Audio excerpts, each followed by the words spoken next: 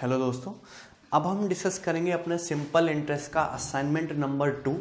इसमें total 20 questions होंगे, 20 सवाल। और मैं पहले ही बता देना चाहता हूं कि ये सारे मिसलेनियस टाइप के क्वेश्चन होंगे, टिपिकल लैंग्वेज बेस्ड। जो आपके पेपर में फिक्स्ड पैटर्न के क्वेश्चन आते हैं वो मैं असाइनमेंट 1 में आपको सारे करा चुका हूं विद कंसेप्ट, शॉर्ट ट्रिक, और मैंने बेस्ट मेथड के साथ ही उनको एक्सप्लेन किया है। बहुत ज़्यादा बेसिक वाले तरीकों से मैंने उनको नहीं बताया है। सही है, ठीक है। चलिए, तो अब हम ये 20 क्वेश्चन करने वाले हैं। ये थोड़े बढ़िया लेवल के क्वेश्चन होंगे, मिसलेनियस क्वेश्चन होंगे।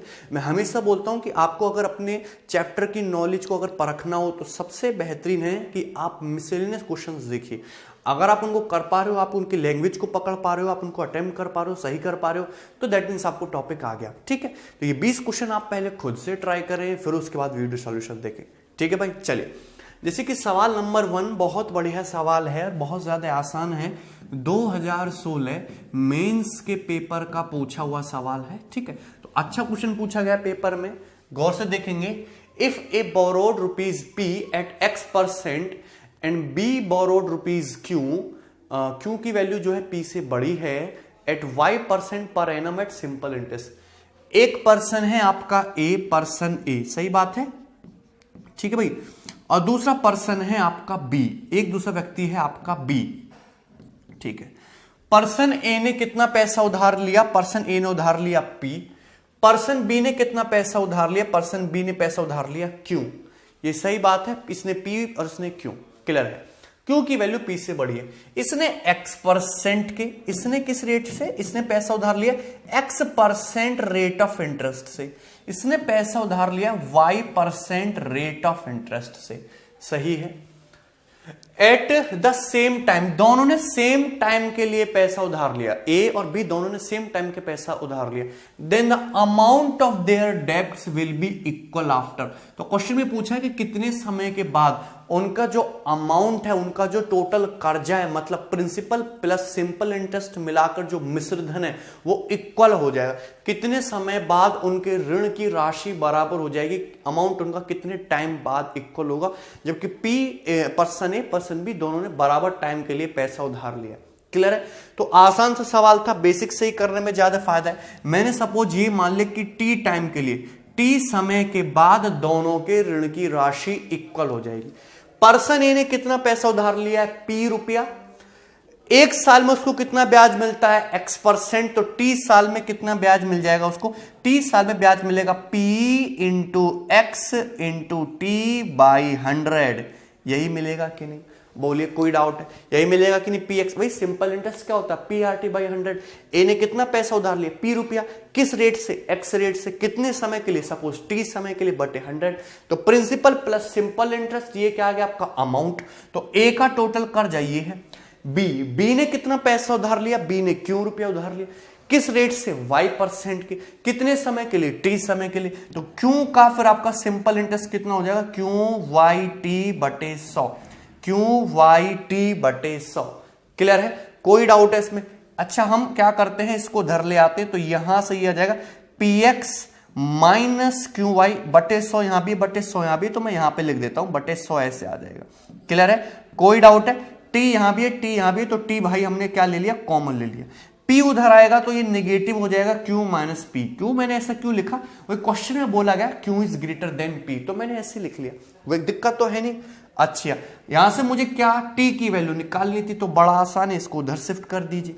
तो T बराबर क्या हो जाएगा? Q माइनस P इंटू 100 बटे ये PX माइनस QY, ये आ जाएगा आपका नीचे, तो बटे PX minus QY। PX minus QY। Clear है? कोई डाउट है इसमें किसी भी स्टूडेंट को? तो आंसर क्या आ जाएगा? Q माइनस P बटे PX minus QY into 100 years, यानी कि जो आपका फर्स्ट ऑप्शन है ना भाई, यही आपका करेक्ट आंसर हो गया। Q माइनस P इंटू 100 बटे PX माइनस QY। क्लियर है? कोई डाउट है इसमें? सभी को समझ में आया? ठीक है, चलिए। अब यहां पे इस क्वेश्चन को आप ऑप्शन से भी सॉल्व कर सकते थे। इस क्वेश्चन को आप ऑप्शन से भी सॉल्व कर सकते थे, कोई दिक्कत वाली बात नहीं होती। ऑप्शन से कैसे सॉल्व कर सकते थे? क्योंकि जो T है, T जो है हमेशा आपका किस में आएगा? टी की जो यूनिट होती है वो हमेशा ईयर होती है, समय की जो यूनिट होती है वो हमेशा ईयर्स होती है। आर की जो यूनिट होती है वो होती है आपकी रेट, जो होता है वो हमेशा पर ईयर होता है, per year 10% per year, 12% per year.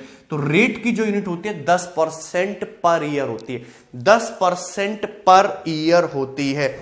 अगर मैं फर्स्ट ऑप्शन को देखूंगा तो केवल मैं यूनिट देख के ही क्वेश्चन को सॉल्व कर सकता हूं।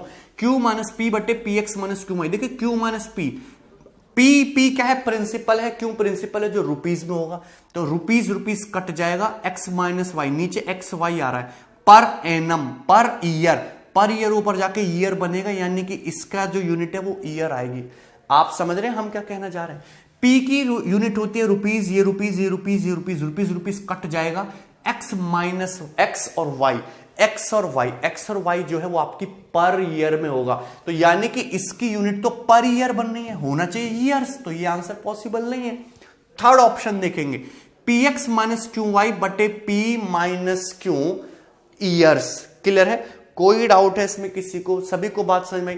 तो यहां पे अगर आप गौर से देखोगे तो P X minus Q Y बटे पी माइनस क्यू दिख रहा है। पी माइनस क्यू, पी भी रुपीज में होगा, क्यू भी रुपीज में होगा, तो रुपीज से रुपीज तो कट जाएगा, बट ये जो एक्स और वाई की जो यूनिट आएगी भाई, रेट की यूनिट हमेशा पर ईयर में होती है, बटे ईयर, तो ये तो ईयर्स नहीं आने वाला, ये आंसर पॉसिबल नहीं है। क्लियर है? नेक्स्ट देखेंगे 100 पी माइनस क्यू बटे P X minus Q Y years, ये आएगा। ठीक है?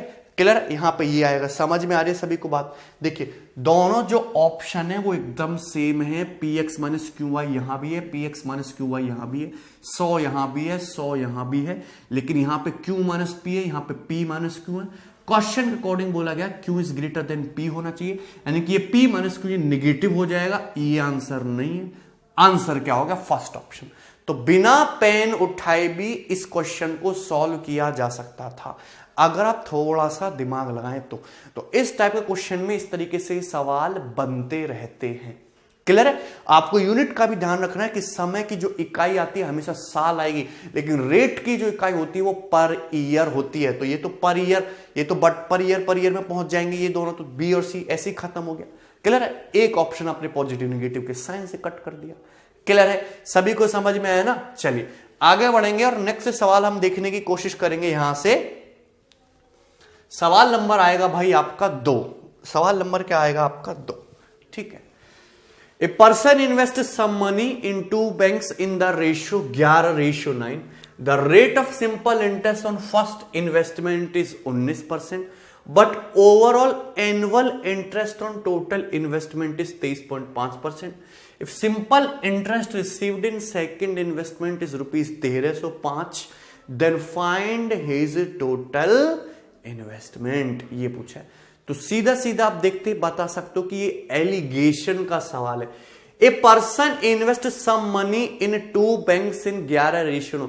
एक पर्सन ने 2 बैंक में इन्वेस्ट किया, किस अनुपात में? 11:9 के अनुपात में। 2 बैंक में इन्वेस्टमेंट 11:9 के अनुपात में किया, तो ये किसका रेशियो? ये इन्वेस्टमेंट का रेशियो या फिर ये प्रिंसिपल का रेशियो? 11:9 के अनुपात में इन्वेस्ट किया, ये किसका रेशियो आ गया? ये प्रिंसिपल का रेशियो है या फिर ये इन्वेस्टमेंट का रेशियो? एक ही बात है। The rate of simple interest on first investment जो 19%, फर्स्ट इन्वेस्टमेंट पे जो रेट ऑफ सिंपल इंटरेस्ट है वो कितना? 19%। यानी कि जो आपका फर्स्ट जो इन्वेस्टमेंट है उस पे साधारण ब्याज की दर कितनी है? 19%। But overall annual interest on total investment is 23.5%। लेकिन ओवरऑल जो है ऑन एन एवरेज जो आपकी ब्याज की दर है वो 23.5% है, 23.5% ओवरऑल। ठीक है।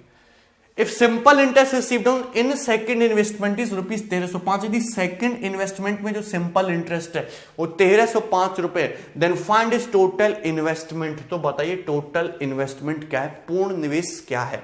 क्लियर है? तो मैंने आपको पहले भी समझा रखा है कि जहां भी आपको 2 इस टाइप की एंटिटी दिखे, 2 इन्वेस्टमेंट में पैसा लगाया, एक में 19% से, एक में किसी और रेट ऑफ इंटरेस्ट से, ओवरऑल आपको 23.5% इंटरेस्ट मिला। तो यहां पे आप एलिगेशन लगाओगे तो ये जो रेशियो आएगा 11:9, ये हमेशा इन्वेस्टमेंट का रेशियो आएगा, क्योंकि रेट जो होता है वो आपका प्रिंसिपल को बेस मान के कैलकुलेट किया जाता है। क्लियर है? तो ये जो रेशियो जो आएगा हमेशा इन्वेस्टमेंट का रेशियो आएगा। क्लियर है? I/P into 100%। समझ में आ रही है बात? I/P इंटू 100% ये होता है। क्लियर है? समझ में आया ना सभी को? क्लियर है भाई? चलिए नाउ अब गौर से समझना, सवाल को गौर से समझने की कोशिश करो। ठीक है, मैंने आपको एलिगेशन में सिखाया होगा या आपको याद होगा कि यहां पे देखिए 23.5 माइनस 19 कितना गए? 4.5%। डिफरेंस कितना है? 4.5%। गौर से समझना, डिफरेंस कितना है? 4.5%। बड़ी वैल्यू में से छोटी वैल्यू घटाओगे तो 9 की वैल्यू 4.5% है, तो मुझे बताओ फिर 11 की वैल्यू कितनी होगी? 11 की वैल्यू हो जाएगी 5.5%। 11 की वैल्यू हो जाएगी 5.5%, यानी कि 5.5%। सही है? 11 की वैल्यू कितनी हो जाएगी? 5.5%। अब यहां पे देखिए 23.5 19% से बड़ा है, तो जाहिर सी बात है जो क्वेश्चन मार्क है यहां पर जो वैल्यू आएगी वो 23.5% से बड़ी आएगी। कितनी बड़ी आएगी? 5.5% बड़ी आनी चाहिए। तो 23.5 प्लस 5.5 तो 28 प्लस 1 29%। कितना आ गया? 29%। तो यहां पे ये कितना आ जाएगा? पर 29%, 29% आ गया। क्लियर है? किसी भी स्टूडेंट को यहां पर कोई डाउट हो तो क्लियर है? सभी को बात समझ में आ रही है? 29%। तो मैं ये कह सकता हूं कि मेरा जो सेकंड इन्वेस्टमेंट है, सेकंड इन्वेस्टमेंट पे जो मुझे सिंपल इंटरेस्ट मिला वो कितना मिला? 29%, 29%। अरे बात सुनिए, सेकंड इन्वेस्टमेंट में रेट ऑफ इंटरेस्ट क्या है? 29%। यानी कि सेकंड इन्वेस्टमेंट में एक साल में कितना ब्याज मिलता है? 29%। तो सेकंड इन्वेस्टमेंट में एक साल में 29% ब्याज मिलता है, और क्वेश्चन के अकॉर्डिंग कितना सिंपल इंटरेस्ट मिलता है? 1305। सही है? If simple interest received in second investment is 1305, second investment में सिंपल इंटरेस्ट 1305 है, यानी कि सेकंड इन्वेस्टमेंट में सिंपल इंटरेस्ट परसेंटेज में कितना? 29%। तो सेकंड इन्वेस्टमेंट का 29% कितने के बराबर है? 1305 रुपए के बराबर है। तो 1% के लिए 29 चौका 116 और 1 पंजे 45, 1% के लिए 45, तो 100% की वैल्यू कितने के बराबर आ जाएगी? 4500 रुपए के। 100% की वैल्यू 4500 रुपीज के बराबर आ गई, यानी कि सेकंड इन्वेस्टमेंट की टोटल वैल्यू कितनी है? 4500 रुपए। बढ़िया सवाल है। सेकंड इन्वेस्टमेंट का 29%, सिंपल इंटरेस्ट 1305, तो 100% प्रिंसिपल कितना? 4500। यानी कि सेकंड इन्वेस्टमेंट में जो आपका पैसा लगा है वो 4500 रुपए, यानी कि 9 यूनिट की वैल्यू कितनी है? 4500 रुपए। भाई फर्स्ट इन्वेस्टमेंट सेकंड इन्वेस्टमेंट का रेशियो कितना? 11:9। तो सेकंड इन्वेस्टमेंट तो 9 है ना, तो 9 की वैल्यू 4500 है, तो 1 की वैल्यू कितनी है? 1 यूनिट के लिए 500। 1 यूनिट के लिए 500 है। आपसे पूछा कि टोटल इन्वेस्टमेंट कितना है, तो टोटल इन्वेस्टमेंट उस पर्सन का 11 प्लस 9 20 यूनिट है। टोटल इन्वेस्टमेंट 20 यूनिट है। अब 1 यूनिट के लिए 500 रुपए निकाल ली मैंने, तो 20 की वैल्यू कितनी हो जाएगी? 20 गुणा 500 यानी कि 10,000 रुपए। क्लियर है? कोई डाउट इसमें? तो इस क्वेश्चन का जो करेक्ट आंसर है वो हो जाएगा आपका बी ऑप्शन, 10,000 रुपीज। क्लियर है? सभी को बातें समझ में आई है? तो ये बहुत ही ज्यादा सिंपल, बहुत ही ज्यादा आसान सा सवाल है। ठीक है, तो इस टाइप के थोड़े से ट्रिकी क्वेश्चन छोटे छोटे आपके पेपर में बनते रहते, बहुत ज्यादा टफ सवाल बैंकिंग की तरह आपके पेपर में नहीं आते। क्लियर है भाई? चलिए आगे बढ़ेंगे, हम लोग अगला सवाल देखेंगे। सवाल नंबर है आपका 3। सवाल नंबर है आपका 3। ठीक है, चलिए ये भी इंपॉर्टेंट क्वेश्चन है, ये भी इंपॉर्टेंट क्वेश्चन है। इसमें बहुत सारे स्टूडेंट काफी परेशान रहते हैं, ध्यान से समझने की कोशिश करेंगे। A man lent out 2 equal some in 2 parts eight the rate of 12% and 11% per annum. एक आदमी ने दो पैसे उधार दिए, मतलब बराबर बराबर रुपीज उधार दिए। A man lent out 2 equal some in 2 parts eight the rate of 12% and 11% per annum. एक आदमी ने 2 इक्वल प्रिंसिपल उधार दिया, ये भी पी रुपया उधार दिया, ये भी पी रुपया उधार दिया। ये दिया 12% रेट ऑफ इंटरेस्ट पे, और ये दिया हमने 11% रेट ऑफ इंटरेस्ट से पर ईयर। सही है, per annum on SI, simple interest पे। The former is recovered 3 months earlier than the latter. यदि आपके पहले व्यक्ति ने, पहला वाला जो धन है वो दूसरे से 3 महीने पहले चुका दिया गया, the former is recovered 3 months earlier than later. जो आपका पहला वाला जो कर्जा है वो दूसरे वाले से 3 महीने पहले ही चुका दिया गया, and he received equal amount of rupees 15,960 each. और उस आदमी ने दोनों ही पर्सन से बराबर बराबर अमाउंट वसूला, 15,960 रुपए। इससे भी बराबर अमाउंट ए वसूला, इससे भी बराबर अमाउंट ए वसूला। सही बात है। फंड ऑफ प्रिंसिपल, तो बताइए प्रिंसिपल क्या है। आपसे क्या पूछा? आपसे पूछा कि प्रिंसिपल क्या है। क्लियर है? यानी कि आपसे पी की वैल्यू पूछिए। अब गौर से समझना, सवाल बहुत अच्छा है, सवाल बहुत ही ज्यादा बेहतरीन है। क्लियर है? यहां एक आदमी ने तो इक्वल सम उधार दिए, एक तो दिया 12% से, एक दिया 11% से। अब पहला वाला जो पैसा है वो दूसरे वाले से 3 महीने पहले ही रिकवर कर लिया गया, ये 3 month पहले रिकवर कर लिया गया। क्लियर है? और दोनों पर्सन से बराबर बराबर अमाउंट लिया गया, 15,960 15,960। क्लियर है? कोई डाउट है? तो पूछा है आपसे प्रिंसिपल की वैल्यू बताइए। तो करने के तरीके एक तो यहां पे बहुत सारे होते हैं। बेसिक से मान सकते हो कि सपोज इसने 3 साल के लिए कर्जा लिया है तो इसने T-3 month के लिए लिया है, फिर वहां से इक्वल रख के तब निकाल सकते हो। ठीक है? या फिर मैं आपको सीधा सिंपल सा तरीका बताऊंगा, गौर से समझना। इसको भी P रुपया उधार दिया, दूसरे वाले को भी P रुपया उधार दिया। इसको 12% पे दिया, इसको 11% पे दिया। इसको किसी अलग टाइम के लिए, इसको किसी अलग टाइम के लिए। दोनों के टाइम का डिफरेंस कितना है? 3 month। पहले वाले ने 3 महीने पहले कर्जा चुका दिया। यहां से भी सेम अमाउंट वसूला गया, यहां से भी सेम अमाउंट वसूला गया। प्रिंसिपल भी सेम है, अमाउंट भी सेम है। प्रिंसिपल भी सेम है, अमाउंट भी सेम है। तो केवल और केवल तभी पॉसिबल है जब आपने जो सिंपल इंटरेस्ट एसआई वसूला है, जब आपका एसआई सिंपल इंटरेस्ट भी सेम हो, इसने भी बराबर ब्याज दिया हो, इसने भी बराबर ब्याज दिया हो, तभी तो पॉसिबल है बराबर अमाउंट वसूलना। तो दोनों का सिंपल इंटरेस्ट क्या आ गया मेरे भाई? सेम आ गया। सिंपल इंटरेस्ट सेम आ गया। मुझे बताओ कि सिंपल इंटरेस्ट का मतलब क्या है? सिंपल इंटरेस्ट का मतलब होता है PRT/100। PRT/100, सही बात है, PRT/100। क्लियर है? नाउ अगर मैं 100 को इधर ले आऊं और ये तुम्हारा सिंपल इंटरेस्ट और ये बटे P बराबर क्या हो जाएगा? R/T। क्लियर? नाउ इस चीज को अगर तुम गौर से देखो, ये 100 आपका कांस्टेंट है, सिंपल इंटरेस्ट आपका बराबर है, प्रिंसिपल दोनों को दिया गया बराबर है। तो R/T क्या एक दूसरे के रेसिप्रोकल नहीं होने चाहिए? ये अगर ये तुम्हारा 100 SI/P ये बराबर है, इक्वल है दोनों केसेस में। अगर सपोज एक बार आपका रेट ऑफ इंटरेस्ट, सपोज यहां पे ये कितना रेट ऑफ इंटरेस्ट 12 है और दूसरे वाले में रेट ऑफ इंटरेस्ट 11 है, और इधर वाली वैल्यू आपको दोनों बराबर रखनी है। ये 100 × SI/P ये बराबर रखना, केवल और केवल तभी पॉसिबल है जब टाइम का रेशियो जस्ट रिवर्स हो, यानी कि 11/12, यानी कि रेट और टाइम का रेशियो एक दूसरे का रेसिप्रोकल होना चाहिए, एक दूसरे का रेसिप्रोकल होना चाहिए। क्लियर है? कोई डाउट है इसमें किसी को? सिंपल सी बात है। यहां तक मैं एक बार और इस चीज को क्लियर करने की कोशिश करता हूं कि सिंपल इंटरेस्ट बराबर होता है PRT/100। क्लियर है? तो यहां से सिंपल इंटरेस्ट जो है आपको इक्वल लाना है। भाई प्रिंसिपल तो कभी चेंज नहीं होने वाला, ये सिंपल इंटरेस्ट प्रिंसिपल तो कभी चेंज नहीं होने वाला, प्रिंसिपल तो वही का वही रहना है। ठीक है? तो अगर आप रेट को गौर से समझिए, मैं ऐसे लिख सकता हूं SI × 100/P बराबर RT, ऐसे लिख सकते हैं। अब सिंपल इंटरेस्ट ये बराबर रखना है, 100 भी और P सबकी चीज बराबर है। रेट एक बार आप ले रहे हो कितना? 12%, एक बार रेट ले रहे हो 11%, ये बराबर होना चाहिए यहां पे। तो आपको टाइम को यहां पे 11-12 करना पड़ेगा कि नहीं, तभी तो ये चीज इक्वल रहेंगी। क्लियर है? कोई डाउट है इसमें किसी भी स्टूडेंट को? तो सिंपल सी बात थी। क्लियर है? सभी को समझ में आया कि नहीं? यानी कि रेट और टाइम का रेशियो एक दूसरे का रिवर्स होगा अगर आपको बराबर ब्याज वसूलना है तो। लॉजिक समझ में है इस क्वेश्चन का?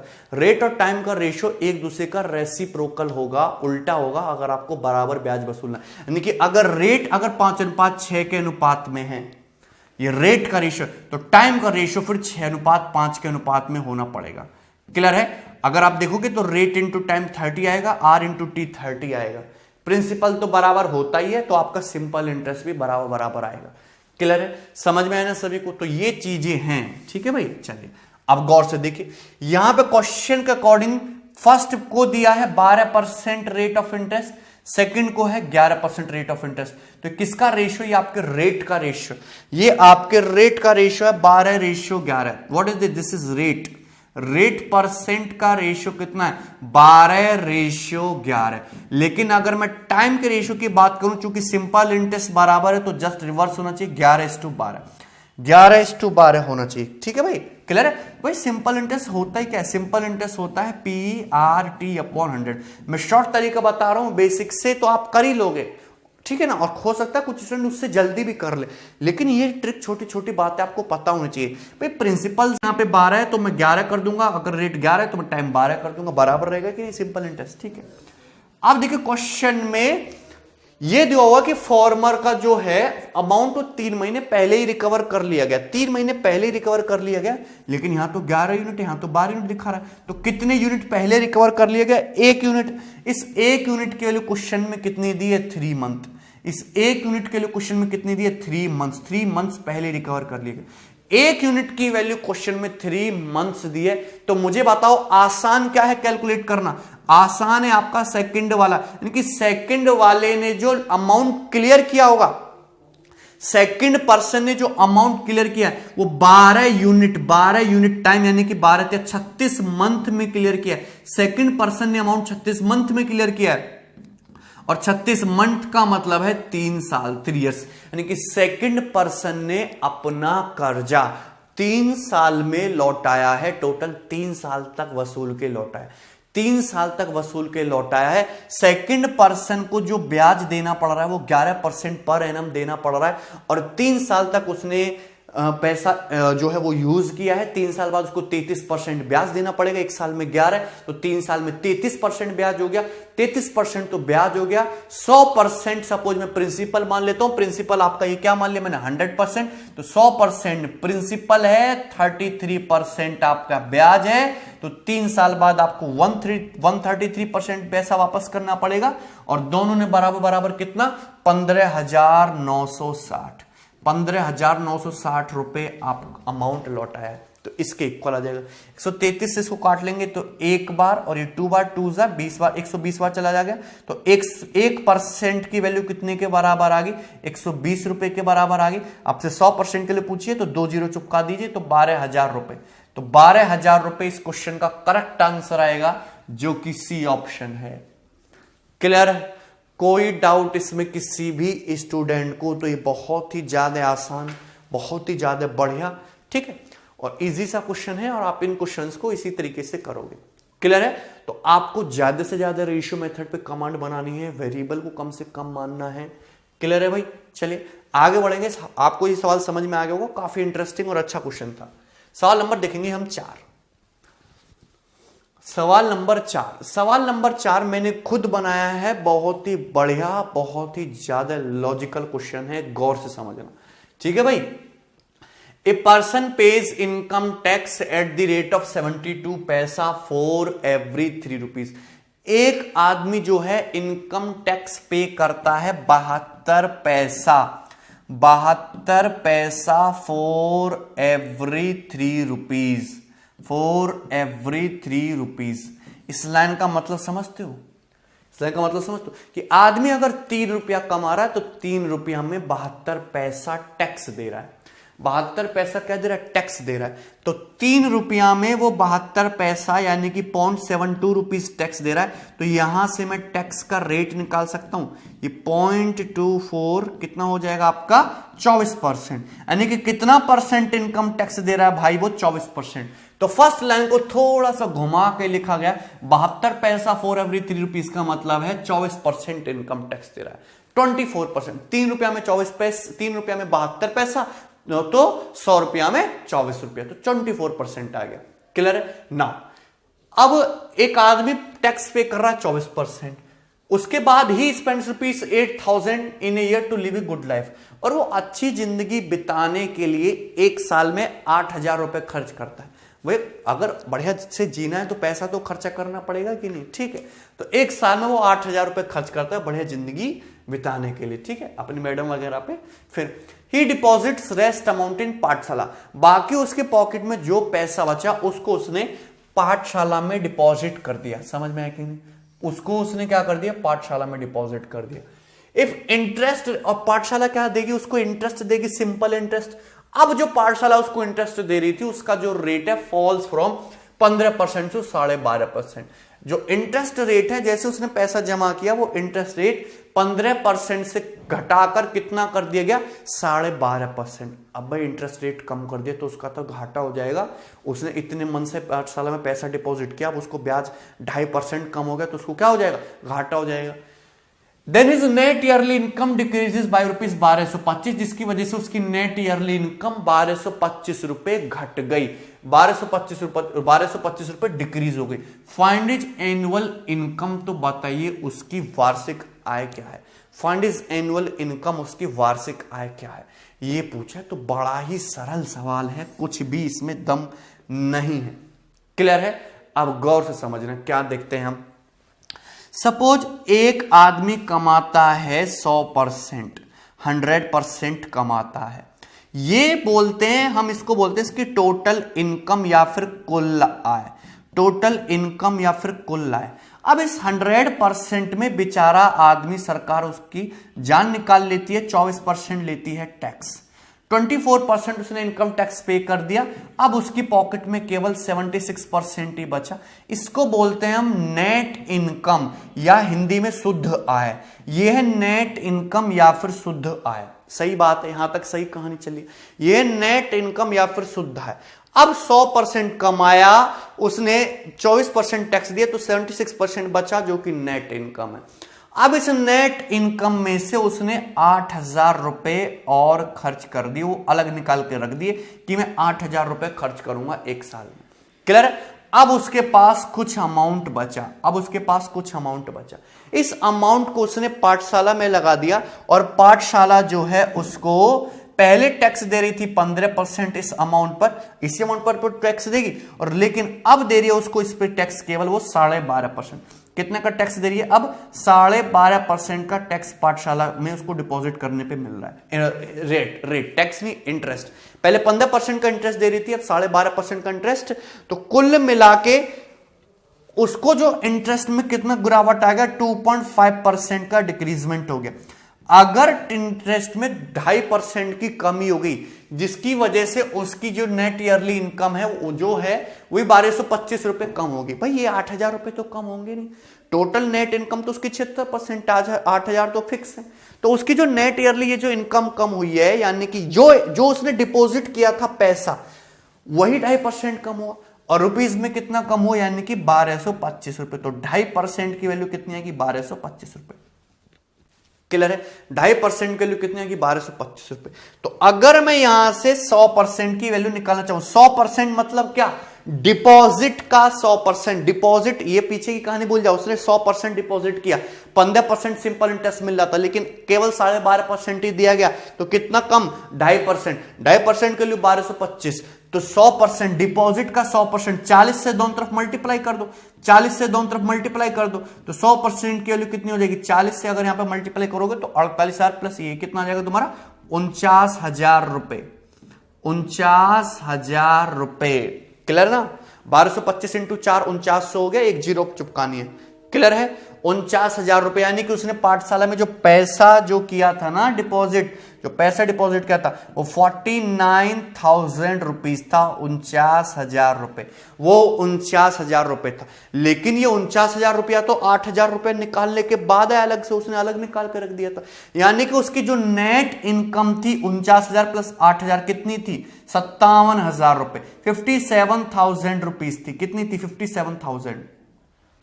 क्लियर है? 57, उसकी जो नेट ईयरली इनकम है भाई ये 8,000 रुपए खर्च करने के, अलग निकालने के बाद आया 49,000 रुपए जो उसने डिपॉजिट किया।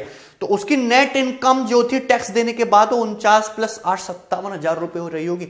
तो 76% के लिए 57,000, तो 19 से काट लेते हैं, 19 चौक 76, 4% की वैल्यू कितनी आएगी, 3,000 रुपए। 4% की वैल्यू कितनी आएगी 3,000 रुपए, 19 चौक 76, 19 तिया 57, 4% के लिए 3,000 रुपए, तो टोटल इनकम ईयरली 100% है, तो 100% के लिए भाई 25 से मल्टीप्लाई कर दो, 25 चौका 100, 25 तिया 75, तो 100% की वैल्यू कितनी आएगी 75,000 रुपए, 75,000 रुपीज, यानी कि ए ऑप्शन। क्लियर है? कोई डाउट है इसमें किसी भी स्टूडेंट को? तो इस सवाल का जो सही आंसर है वो है फर्स्ट ऑप्शन 75,000 रुपीज, 75,000 रुपए। क्लियर? यहां तक किसी भी भाई को कोई दिक्कत हो इस सवाल में तो ठीक है, सभी को समझ में आया होगा। बहुत ही आसान, बहुत ही बढ़िया सवाल था ये। आगे बढ़ेंगे, सवाल नंबर हम देखेंगे 5। सवाल नंबर 5 देखिए, बहुत ही बढ़िया और आपके सीजीएल एग्जाम के पेपर का आया हुआ क्वेश्चन है। बहुत ही अच्छा सवाल है, छोटा सा लैंग्वेज बेस्ड। अगर लैंग्वेज पकड़ गए तो आप इस सवाल को आसानी से कर जाओगे। समझिए, a money lenders claims to lend money at the rate of 10% per annum simple interest. एक मनी लेंडर जो है, एक साहूकार, ये क्लेम करता है कि मैं तुमको 10% की दर से साधारण ब्याज दूंगा। ठीक है, तो फिर उसको क्या करना चाहिए कि 10% का मतलब क्या होता है कि अगर वो 100 रुपए उधार देगा, 100 रुपए लेंड करेगा, तो 10% का कितना ब्याज बनता है? 100 रुपए का 10% यानी कि 10 रुपए। तो 10 रुपए यानी कि ब्याज बनता है, तो एक साल बाद आदमी को 110 रुपए वापस कर देना चाहिए। इतनी सिंपल सी बात है भाई। मनी लेंडर के अकॉर्डिंग मैं तुमको 100 रुपए उधार दूंगा, 100 रुपए का 10% ब्याज कितना बनेगा? 10 रुपए। तो मुझे एक साल बाद 10 रुपए ब्याज मिला के 110 रुपए वापस कर देना। ये हो गया। However, he takes the interest in advance when he lends a sum for 1 year. लेकिन ये जो मनी लेंडर है, जो साहूकार है, बड़ा चालाक है। वो इंटरेस्ट जो है एडवांस में ही लेता है 1 साल का। जब वो 1 साल के लिए पैसा उधार देता है तो इंटरेस्ट जो है, ब्याज जो है, एडवांस में ही लेता है। At what interest rate does he lend the money actually? तो वास्तव में उसने किस रेट ऑफ इंटरेस्ट से पैसा उधार दिया था? तो ये बड़ा ही आसान सवाल है, गौर से समझना।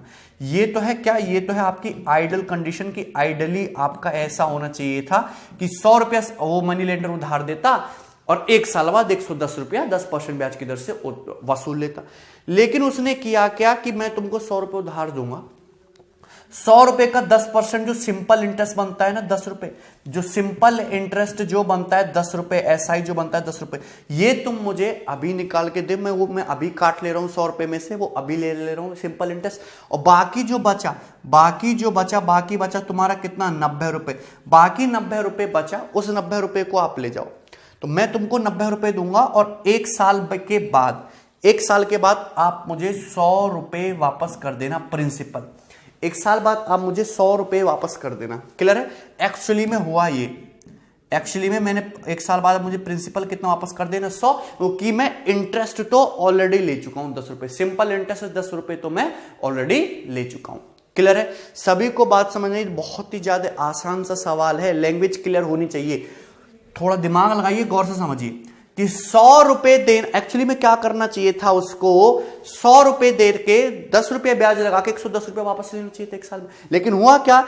इस 100 रुपए का जो 10% सिंपल इंटरेस्ट आदमी को 1 साल बाद देना है, उसको बोला कि मैं उसको अभी लूंगा, राइट नाउ। मैं तुमको जाने नहीं दूंगा, पहले मैं 10% सिंपल इंटरेस्ट लूंगा। तो 100 रुपए का 10% कितना होता है? 10 रुपए। 10 रुपए सिंपल इंटरेस्ट मैंने ले लिया, अब बाकी कितना बचा? 90। ये 90 रुपए तुम लेके जाओ और 1 साल बाद तुम मुझे प्रिंसिपल पूरा कितना? ये 100 रुपया लौटा देना, 100 रुपया। क्लियर है? कोई डाउट है? तो बताइए कि एक्चुअल उसने किस रेट ऑफ इंटरेस्ट से दिया? एक्चुअली में उसने पैसा कितना दिया? केवल एक्चुअली में जो आपका मनी लेंडर है उसने केवल 90 रुपए ही दिया, केवल 90 रुपए उधार दिया एक्चुअली में। और उस 90 रुपए पर उसने ब्याज कितना वसूला? उस 90 रुपए पर उसने 1 साल में 10 रुपए ब्याज वसूला। तो एक्चुअली में उसने किस रेट ऑफ इंटरेस्ट पे पैसा दिया? उसने दिया है 11:1/9% पे। 11:1/9%, यानी कि ये हो जाएगा आपका डी ऑप्शन, 11:1/9%। ये करेक्ट आंसर हो जाएगा। क्लियर? बताइए, किसी भी स्टूडेंट को इस सवाल में कोई डाउट हो? ये बहुत ही बेहतरीन, आसान और लॉजिकल क्वेश्चन है। एक बार मैं फिर से रिपीट कर रहा हूं। मनी लेंडर बोला कि मैं तुमको 10% के सिंपल इंटरेस्ट पे पैसा उधार दूंगा, पर 100 रुपए का 10% की दर से जो 10 रुपया ब्याज बनता है 1 साल बाद, वो मैं अभी के अभी लूंगा। ब्याज मैंने अभी के अभी ले लिया, बाकी कितना 90 रुपया तुम लेके जाओ और 1 साल बाद तुम मुझे प्रिंसिपल जो है 100 रुपए पूरा का पूरा लौटा देना। तो एक्चुअली में मनी लेंडर ने पैसा कितना दिया? केवल 90 रुपए पैसा दिया और ब्याज कितना ले लिया? 10 रुपए ले लिया। तो क्या रेट ऑफ इंटरेस्ट रहा? 11:1/9%। सिंपल सा क्वेश्चन था। ठीक है भाई, चलिए आगे बढ़ेंगे। नेक्स्ट सवाल देखेंगे हम लोग, सवाल नंबर 6। यस, सवाल नंबर 6 भी बहुत ज्यादा इंपॉर्टेंट क्वेश्चन है। ये भी हद से ज्यादा इंपॉर्टेंट क्वेश्चन है, गौर से समझने इस सवाल को। Giri borrow a sum of ₹7800 from Gaurav at the rate of 16% per annum for 4 years। गिरी, ये है आपका गौरव। गौरव से गिरी ने क्या लिया? 7800 रुपए उधार लिए 16% ब्याज की दर से। सो गौरव से पैसे किसने उधार लिए? गिरी ने उधार लिए। 7800 रुपए उधार लिए 16% ब्याज की दर से, 16% ब्याज की दर से पर एनम फॉर 4 years। कितने साल के लिए? 4 साल के लिए। उसके बाद he added some more money in it. Giri ने पैसे उधार लेने के बाद उसमें कुछ और पैसा और मिलाया, 7800 रुपीज में कुछ एक्स्ट्रा पैसा ऐड किया and lent it to Azam at 19% per annum for 4 years। और वो पैसा आजम को उसने उधार दे दिया। मतलब गिरी ने गौरव से पैसा उधार लिया और फिर वही पैसा गिरी ने आजम को दे दिया अगले 4 साल के लिए, लेकिन 19% रेट ऑफ इंटरेस्ट से। लिया तो गिरी ने उधार कितना? 7800, लेकिन आजम को जो उधार दिया वो 7800 रुपीज में कुछ पैसा एक्स्ट्रा मिला कर दिया पी, कुछ पैसा एक्स्ट्रा मिला कर दिया पी। अब देखिए, in this process he earns total profit of ₹1601। इस टोटल प्रक्रिया में गिरी को जो फायदा हुआ वो 1601 रुपए का प्रॉफिट हो। तो बताइए कि गिरी ने कितना अमाउंट ऐड किया था? Find how much amount does he added. Giri ने कितना अमाउंट ऐड किया था? सवाल बहुत बढ़िया है, आप इसको बेसिक से भी कर सकते हो, थोड़ा कैलकुलेशन ज्यादा होगा। मैं सीधा डायरेक्ट क्वेश्चन सॉल्व करने का तरीका बताऊंगा। ये रहा गौरव, देख सकते हैं गौरव।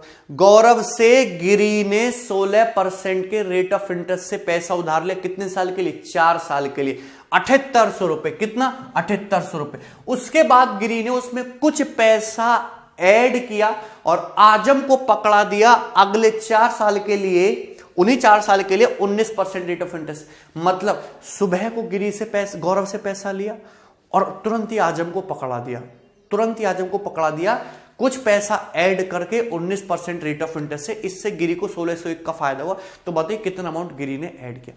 अब फायदा कैसे होगा? फायदा मतलब होता क्या है? फायदा मतलब होता है सिंपल इंटरेस्ट। फायदा मतलब क्या होता है? Simple interest. आप किसी आदमी को 1000 रुपए उधार देते हो और 2 साल बाद आपको वो 1200 रुपए देता है, तो 1000 रुपए तो प्रिंसिपल दे रहा है, 200 रुपए सिंपल इंटरेस्ट दे रहा है। तो आपको प्रॉफिट तो 200 रुपए का ही हुआ ना। वो 200 रुपए प्रॉफिट का है, सिंपल इंटरेस्ट ही तो है।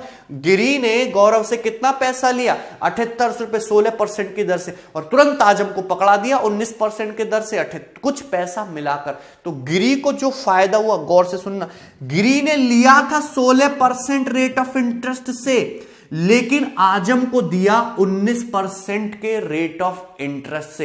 यानी कि गिरी को 1 साल में 3% का फायदा हो रहा है कि नहीं? ले रहा है 16% के रेट से उधार और आजम को दे रहा है 19% के रेट ऑफ परसेंट से उधार। तो 1 साल में 3% का फायदा हो रहा है। 1 साल में 3% का फायदा, तो 4 साल में 12% का फायदा होगा।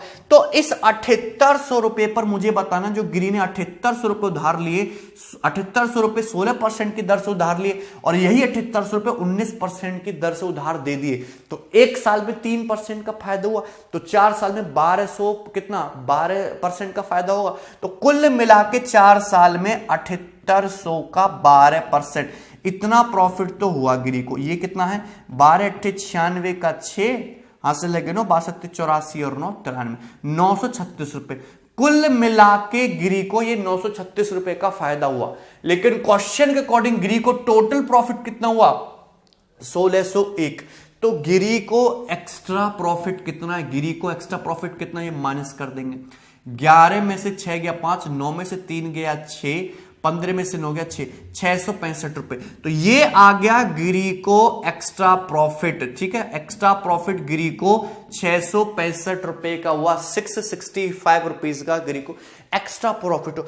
अब ये एक्स्ट्रा प्रॉफिट किस लिए हुआ है ये भी गौर से सुनना। एक्स्ट्रा प्रॉफिट इसलिए हुआ क्योंकि गिरी ने कुछ अमाउंट, ये जो है ना, गिरी ने कुछ अमाउंट, ये जो है पी, ये एक्स्ट्रा ऐड करके दिया। गिरी ने ये जो अमाउंट है पी, ये कुछ एक्स्ट्रा ऐड करके दिया। और इस प्रिंसिपल पर, इस रुपए पर, इस पी रुपए पर गिरी एक साल में, भाई पी रुपए पर तो पूरा का पूरा फायदा कमाएगा 19%। पी तो उसने अपनी तरफ से इन्वेस्ट किया है कि नहीं, ये पी रुपया उसने अपनी तरफ से इन्वेस्ट किया है, तो पी रुपए पर एक साल में 19% का फायदा कमाएगा, तो 4 साल में 76% का प्रॉफिट कमाएगा। तो जो उसने पी रुपया इन्वेस्ट किया है उस पर 4 साल में उसको 76% सिंपल इंटरेस्ट मिलता, और जो उसको एक्स्ट्रा प्रॉफिट के रूप में कन्वर्ट करके देगा, यानी कि पी का 76% कितना है, 665 रुपए। पी का 76% कितना है, 665 रुपए, 665 रुपीज। क्लियर है, सभी को बात समझ में आई। ये जो उसने पी रुपया एक्स्ट्रा ऐड किया, इस पर 4 साल में उसको 76% ब्याज मिलेगा, और रुपीज में कितना मिलेगा, 665 रुपीज। क्लियर है, समझ में आया सभी को। तो सिंपल से काट लेते, 19 से 19 चौक 76, 19 तिया 57, 19 पंजे 95। तो पी का 4% 35 रुपए के बराबर, तो किससे मल्टीप्लाई कर देते हैं, 25 से मल्टीप्लाई कर दें, तो पी का 100% यानी कि पी की वैल्यू कितनी आ जाएगी, 35 गुणा 25 रुपए, 35 गुणा 25 रुपए, तो 125, 12, 75, 12, 87, 875 रुपीज, 875 रुपए। क्लियर है, तो इस क्वेश्चन का करेक्ट आंसर है सी ऑप्शन, 875 रुपए। क्लियर है भाई, सभी को बात समझ में आई। तो बहुत ही ज्यादा सिंपल से बहुत ही ज्यादा आसान, बढ़िया सवाल था, और ये इस क्वेश्चन को करने का बेस्ट तरीका भी था। आप इसको बेसिक से भी कर सकते हो, पर आप ऐसे डायरेक्टली चीजों को सोचना सीख जाओगे तो आपके लिए फायदा होगा। क्लियर है, सभी को बातें समझ में आई है ना, ठीक है। चलिए हम आगे बढ़ेंगे, हम देखेंगे सवाल नंबर 7। सवाल नंबर 7 देखिए, बहुत ही ज्यादा आसान सा सवाल है, कुछ भी दम नहीं है क्वेश्चन में। A part of rupees 44,500 is lent out at 15% simple interest per 6 month, यानी कि 6 मंथ में 15% सिंपल इंटरेस्ट, तो एक साल में कितना, एक साल के लिए कितना होगा सिंपल इंटरेस्ट, 30% होगा। ठीक है, the rest of amount is lent out eight 18% पर annum simple interest after 1 year, और जो रेस्ट अमाउंट है वो एक साल के बाद उधार दिया गया 18% के पर एनम सिंपल इंटरेस्ट पे। ठीक है, अच्छा, the ratio of interest after 4 years, the ratio of interest after 4 year, 4 साल के बाद, from the time when the first amount was lent out is 10:3। ठीक है, find the second part that was lent out eight 18%। तो second part बताइए जो 18% के इस पर दिया गया। ठीक है, अच्छा देखिए, बहुत ही आसान सा सवाल है। तो 44,500 को सपोज 2 पार्ट में बांटा गया, एक तो P1 है, एक P2 है। 44,500 को 2 पार्ट में बांटा गया, एक P1 है, एक P2 है। तो P1 पर जो फर्स्ट पार्ट पर जो सिंपल इंटरेस्ट है 6 महीने में 15% है, तो एक साल में 30% है। अब 2 पार्ट में बांट दिया 44,500 को, एक तो दे दिया 30% पर एनम पे। अब दूसरा जो पार्ट है उसको एक साल तक रिजर्व रखा, उसको एक साल तक कोई यूज नहीं किया गया। एक साल के बाद उसको दिया गया 18% पर एनम के सिंपल इंटरेस्ट पे आफ्टर 1 ईयर। फिर जो इंटरेस्ट हमको मिला उस इंटरेस्ट का रेशियो दे रखा है after 4 years from the time when the first amount was lent out is 10:3। जब आपका पहला अमाउंट यानी कि ये फर्स्ट वाला पार्ट जब आपका दिया गया था उससे 4 साल बाद, उससे 4 साल बाद जो आपके इंटरेस्ट का रेशियो वो 10:3 है। तो सिंपल सी बात है, यानी कि मैं कह सकता हूं कि जो फर्स्ट अमाउंट है, जो फर्स्ट प्रिंसिपल है आपका 4 साल के लिए दिया गया, एक साल में कितना ब्याज मिलता है 30%, तो 4 साल में कितना ब्याज मिलेगा 120%। तो फर्स्ट पार्ट पे टोटल 120% इंटरेस्ट मिल जाएगा। सेकंड पार्ट जो है फर्स्ट पार्ट के 1 साल बाद दिया गया, अगर 1 साल बाद दिया गया तो यानी कि 1 साल कम हो गया, यानी कि जो सेकंड पार्ट है केवल 3 साल के लिए दिया गया। भाई टोटल 4 साल है और जो सेकंड पार्ट है वो आपका 1 साल लेट दिया गया, तो टोटल 3 साल के लिए सेकंड पार्ट दिया गया। 1 साल में 18% ब्याज है, तो 3 साल में कितना आएगा टोटल 54%। तो ये फर्स्ट पार्ट और सेकंड पार्ट पर इंटरेस्ट आ गया, और इसी का रेशियो क्वेश्चन के अकॉर्डिंग कितना दे रखा है 10:3, ये आएगा 10:3। अब क्वेश्चन में कुछ है ही नहीं, देखो क्वेश्चन तो बहुत ही ज्यादा आसान था। ये हट गया यहां से 0 से 0, 3 से ये 18, P1/P2 कितना आ गया, P1/P2 आ गया आपका 18/12, 6 के 18, 6 दूनी 12, 3:2। P1/P2 कितना आ गया आपका 3:2। अगर P1/P2 आपका 3:2 आ गया, और टोटल कितना आपका 44,500 रुपए, टोटल अगर आपका 44,500 रुपए, तो 3 + 2 तो 5 यूनिट है, 5 यूनिट के लिए 44,500 रुपए आ गई। तो यहां से 1 यूनिट के लिए 5 × 8 = 40, 5 × 45, 8900 रुपीज हो गई। पूछा कि 18% के रेट ऑफ इंटरेस्ट से कितना पैसा दिया गया था, सेकंड पार्ट बताना है आपको। तो सेकंड पार्ट तो आपका 2 यूनिट है, तो 2 यूनिट के लिए 16,000 + 800 यानी कि 17,800 रुपए। तो क्वेश्चन का करेक्ट आंसर कितना है 17,800, यानी कि डी ऑप्शन। ये इस क्वेश्चन का करेक्ट आंसर था भाई, डी ऑप्शन। क्लियर है, सभी को समझ में आया? बहुत ही ज्यादा सिंपल सा सवाल था ये। नेक्स्ट सवाल देखेंगे हम लोग, सवाल नंबर 8, और ये भी बहुत ज्यादा इंपॉर्टेंट और बढ़िया सवाल है, इसको भी आप लोग गौर से समझना। सवाल नंबर 8, ओके। इस sum of ₹14,000 is lent out in 2 parts in such a way that first part is given at 5% per annum and second part at 8% per annum। ठीक है भाई, 14,000 रुपए को 2 पार्ट में बांटा गया। एक को दिया गया 5% साधारण ब्याज की दर पे, दूसरे को दिया गया 8% पर एनम ब्याज की दर से। ठीक है, if the simple interest received on the sum given at 5% is ₹92.25 more than the simple interest on sum given at 8% in 1 year। ये अच्छी बात है कि 1 साल में 5% की दर पे जो सम दिया गया है, उस पर सिंपल इंटरेस्ट जो 8% की दर पे जो सम दिया गया उससे 92.25 रुपीज ज्यादा है। Find the sum lend at 8% per annum. तो बताइए 8% पर आपका कितना सम उधार दिया गया, ये पूछा है। तो आप इस सवाल को बेसिक से बना सकते हो, कोई दिक्कत नहीं, कोई भी स्टूडेंट सॉल्व कर सकता है। एक्स मान के या एक्स वाई 2 वेरिएबल मान के भी सॉल्व किया जा सकता है, कोई दिक्कत नहीं। पर मैं आपको हमेशा मैं बोलता हूं कि मैं हमेशा रेशियो मेथड लगाने की कोशिश करता हूं, मैं आपको इसको रेशियो मेथड से ही बताऊंगा। ध्यान से समझना सवाल को, बहुत गौर से। पहले माहौल बनाता हूं इस चीज को समझाने का। सभी लोगों को पता है कि सिंपल इंटरेस्ट बराबर क्या होता है, PRT/100। ये होता है सिंपल इंटरेस्ट, PRT/100। सही बात है, क्लियर है? गौर से समझना। अगर आपका देखिए टाइम पीरियड सेम हो, अगर आपका टाइम पीरियड सेम है, 100 भी कांस्टेंट है, तो आपका सिंपल इंटरेस्ट जो है किस पे डिपेंड, अगर सपोज मैं यहां से प्रिंसिपल की वैल्यू निकालना चाहूं, मैं दूसरे तरीके से समझाता हूं। अगर मैं प्रिंसिपल की वैल्यू निकालना चाहूं तो ये आ जाएगी 100 इंटू सिंपल इंटरेस्ट बटे RT। ये आ जाएगी 100 इंटू सिंपल इंटरेस्ट बटे RT, ये आ जाएगा। गौर से समझना, 100 एक कांस्टेंट है। अगर आपको सिंपल इंटरेस्ट को बराबर बराबर रखना हो, आप किसी राशि को 2 पार्ट में या 2 से ज्यादा पार्ट में बांटो कि सिंपल इंटरेस्ट बराबर बराबर हो, टाइम भी बराबर बराबर हो। 100 तो कांस्टेंट है, सिंपल इंटरेस्ट भी बराबर है, टाइम भी बराबर है, तो प्रिंसिपल जो है वो क्या रेट के रिवर्स रेशियो में नहीं होगा, प्रिंसिपल जो है रेट के इनवर्सली प्रोपोर्शनल होगा। प्रिंसिपल जो है रेट के इनवर्सली प्रोपोर्शनल होगा। क्लियर है? कोई डाउट है इसमें किसी को? सिंपल सी बात है। जैसे फॉर एग्जांपल के लिए गौर से समझना, फॉर एग्जांपल के लिए कि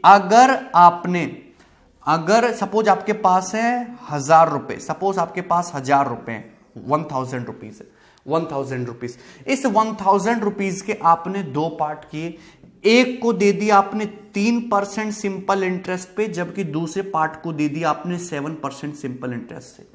समझ में आया कि नहीं? क्लियर है? और 1 साल के बाद आपको मिलने वाला सिंपल इंटरेस्ट जो है वो इक्वल है, सिंपल इंटरेस्ट बराबर है। आपके पास टोटल 1000 रुपए हैं, एक पार्ट को दिया सपोज आपने 3% पे, दूसरे पार्ट को दिया आपने 7% पे। 1 साल के बाद मिलने वाला आपको सिंपल इंटरेस्ट क्या है, बराबर है। अगर सिंपल इंटरेस्ट बराबर है तो मैं देखो देखते ही बता दूंगा कि अगर ये 1000 रुपए है तो इसको दिए होंगे आपने कितने 700 रुपए और इसको दिए होंगे आपने 300 रुपए। क्लियर, देखते ही बता दूंगा क्योंकि 700 का 3% निकालोगे तो कितना आएगा 21 रुपए सिंपल इंटरेस्ट, 300 का 7% निकालोगे तो भी कितना आएगा, तो भी आपका 21 रुपए सिंपल इंटरेस्ट आएगा। आएगा कि नहीं? क्यों आया? क्योंकि आपको सिंपल इंटरेस्ट सेम रखना है, आपका जो टाइम है आपका टाइम भी सेम है, तो जो आपके इंटरेस्ट का रेशियो है, इंटरेस्ट कितना है 3% और 7%, उसके रिवर्स रेशियो में यानी कि 7:3 के अनुपात में आपके प्रिंसिपल का रेशियो होना चाहिए। अगर मैं प्रिंसिपल को 7:3 के अनुपात में ब्रेक कर दूंगा यानी कि 1000 को 7:3 यानी कि 700 और 300 लिख दूंगा, तो 700 का 3% भी 21 रुपए सिंपल इंटरेस्ट और 300 का 7% भी 21 रुपए सिंपल इंटरेस्ट आएगा।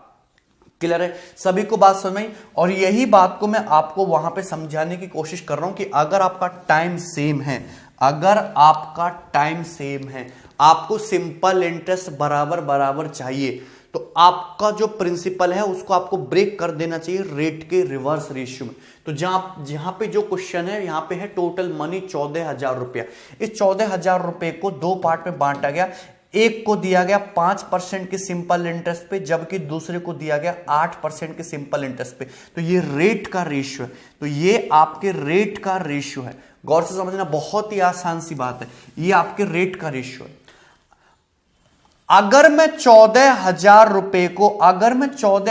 रुपए को रिवर्स रेशियो, अगर मैं 14,000 रुपए को रिवर्स रेशियो यानी कि 8:5 के अनुपात में बांट दूं, अगर मैं 14,000 रुपए को 8:5 के रेशियो में, अगर मैं प्रिंसिपल को इस रेशियो में ब्रेक कर दूं 8:5 के रेशियो में, 8:5 के रेशियो में, तो मुझे सिंपल इंटरेस्ट क्या मिलेगा? इक्वल मिलेगा। कोई डाउट है? सिंपल इंटरेस्ट क्या मिलेगा मुझे? इक्वल मिलेगा, यहां से भी और यहां से भी, दोनों केसेस से। क्लियर है? क्योंकि 8 का 5% भी 0.4 होता है, 5 का 8% भी 0.4 होता है। इतनी बात तो समझते हो, सभी को बात समझ में आती है। तो जो रेट का रेशियो उसके रिवर्स रेशियो में आप प्रिंसिपल को ब्रेक कर दीजिए तो सिंपल इंटरेस्ट की क्वांटिटी क्या आएगी? इक्वल होगी। लेकिन क्वेश्चन में एक हद कर दी, क्वेश्चन में बोल दे कि 5% पर जो सिंपल इंटरेस्ट है वो 8% के सम पर सिंपल इंटरेस्ट से 92.25 रुपए ज्यादा है। यानी कि ये जो आपका ये जो फर्स्ट पार्ट है, ये जो आपका फर्स्ट पार्ट है, गौर से समझना, 14,000 रुपए, 14,000 रुपए को दो पार्ट में ब्रेक किया गया। ये रहा फर्स्ट पार्ट, ये रहा सेकंड पार्ट, ये रहा सेकंड पार्ट। फर्स्ट पार्ट पर जो सिंपल इंटरेस्ट है वो सेकंड पार्ट से, सिंपल इंटरेस्ट से 92.25 रुपीज ज्यादा है, 92.25 रुपए ज्यादा है। मुझे ये बताइए कि फर्स्ट पार्ट पर सिंपल इंटरेस्ट है कितना? तो फर्स्ट पार्ट पर सिंपल इंटरेस्ट मेरे भाई 5% है। फर्स्ट पार्ट पर सिंपल इंटरेस्ट कितना है? 5%। तो 92.25 रुपए का ब्याज कमाने के लिए, सिंपल इंटरेस्ट 5% है, 92.25 रुपए का ब्याज कमाने के लिए कितना पैसा देना पड़ेगा? इसको फर्स्ट पार्ट पे समझ रहे हो मैं क्या कहना चाह रहा हूं भाई? अगर तुम्हें किसी राशि पर अगर मैं 5% का ब्याज दूं और 92.2 रुपए का ब्याज मुझे मिले तो कितना पैसा देना पड़ेगा? गौर से समझना, 5% की वैल्यू अगर 92.25 रुपए है तो 100% की वैल्यू कितनी होगी? दोनों तरफ 20 से मल्टीप्लाई कर दो, 100% की वैल्यू कितनी हो जाएगी?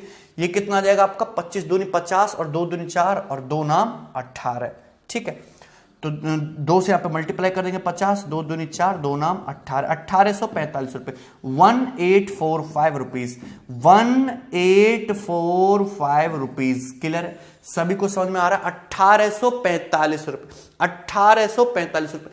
तो कहने का मतलब यह है, गौर से समझना, एक ही लाइन में सवाल सॉल्व हो जाएगा।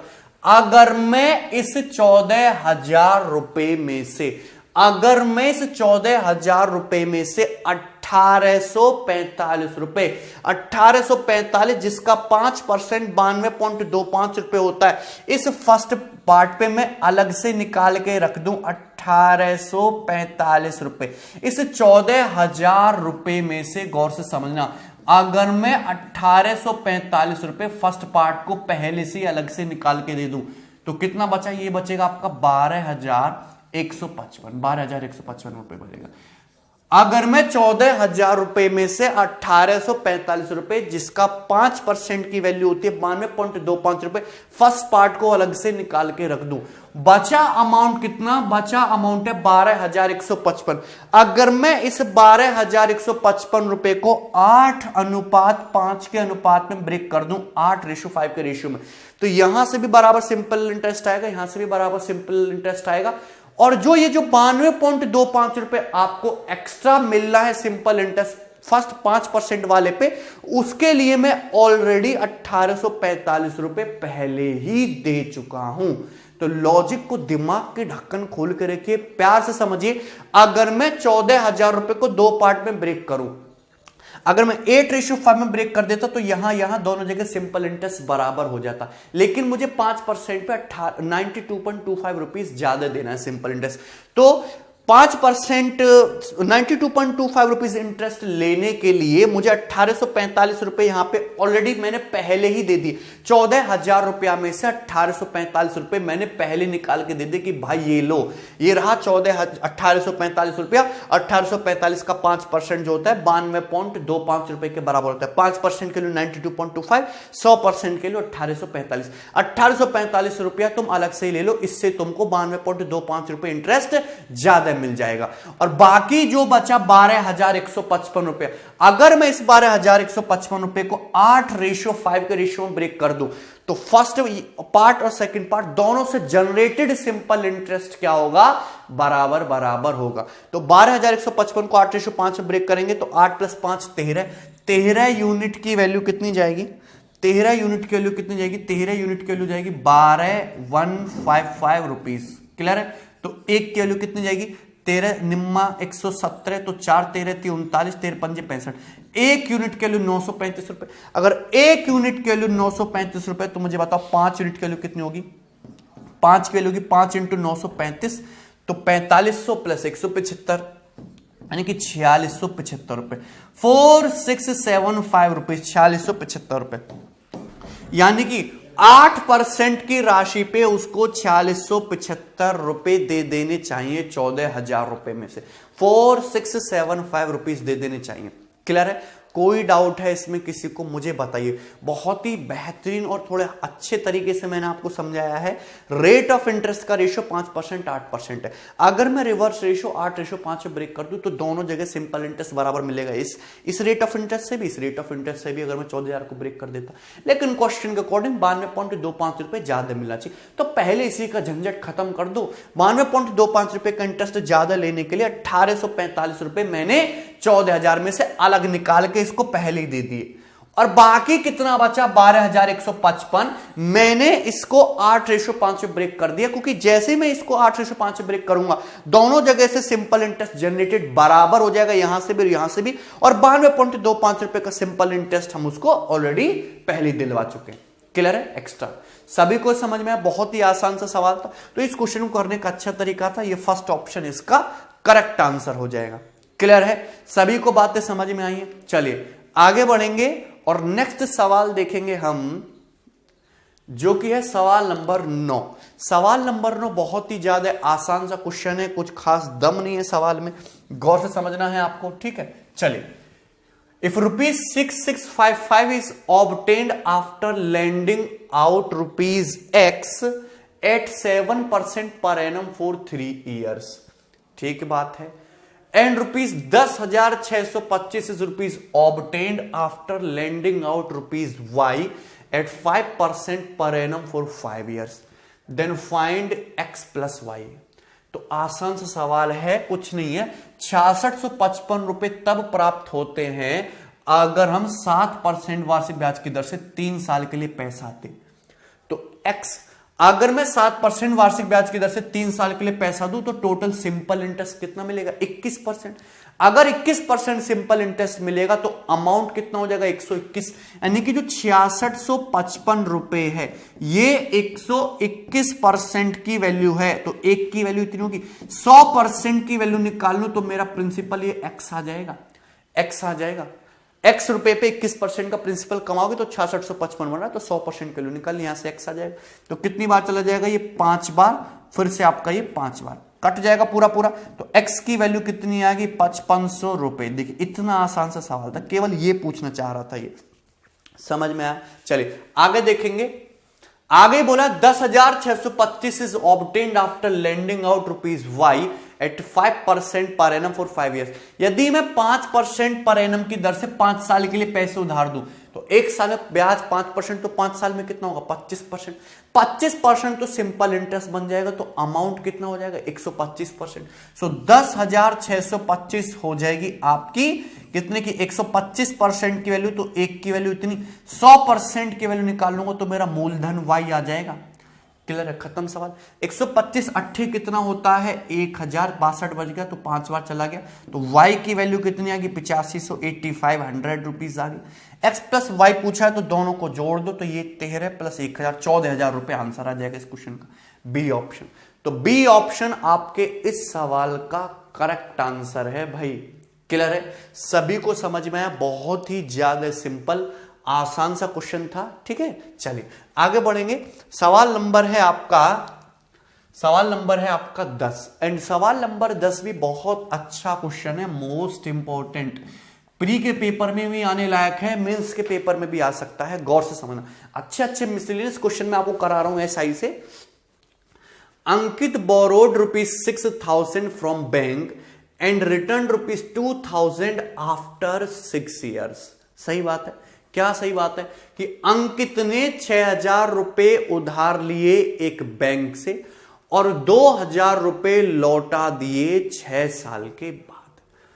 After 10 years from the starting के 10 साल बाद ही रिटर्न ₹5300, उसने 5300 रुपए फिर लौटा दिए एंड सेटल हिज अकाउंट, और अपना कर्जा पूरा उतार लिया, पूरा कर्ज मुक्त हो गया। What was the rate of interest, तो बताइए ब्याज की दर क्या है। आसान सा सवाल है, ब्याज की दर निकालनी है। क्लियर है। अब मैंने ब्याज की दर मान ली कि सपोज R% पर एनम है, मैंने ब्याज की दर मान ली कि सपोज R% पर एनम है। क्लियर है, यानी कि एक साल में 100 रुपए पर R रुपए ब्याज मिलता है, 100 रुपए पर R ब्याज मिलता है एक साल, ये तो होता है ब्याज की दर, 100 रुपए पर एक साल में मिलने वाले ब्याज को। अब यहां पे अंकित ने कितने पैसे उधार लिए, अंकित ने 6,000 रुपए उधार लिए और 6 साल बाद उसने 2,000 लौटा दिए, यानी कि 6 साल तक उसने ये 6,000 रुपए का यूज किया। तो मतलब एक साल में कितना ब्याज मिलता है R%, तो 6 साल में कितना ब्याज मिलेगा 6R%, और 6,000 रुपए पर कितना ब्याज हो जाएगा 6,000 का 6R% यानी कि 360R। ये बात समझ में आई आपको सभी को, क्लियर है, कोई डाउट है? अरे भाई एक साल में कितना 100 रुपए पर कितना ब्याज मिलता है R, तो 6,000 पर कितना ब्याज मिलेगा आपका फिर 60R, 6 साल में कितना ब्याज मिलेगा 360R। ये आ गया टोटल ब्याज आपका 6 साल का, ये 6 ईयर का आ गया, 6 ईयर्स का। भाई एक साल में कितना ब्याज मिलता है आपका R, तो 6,000 रुपए पर एक साल में 60R मिलेगा, 6 साल में कितना मिलेगा 360R, ये हो गया। तो इतना ब्याज हो गया आपका, क्लियर है। 360R रुपए आपका सिंपल इंटरेस्ट बन गया, ये खतरनाक चीज है।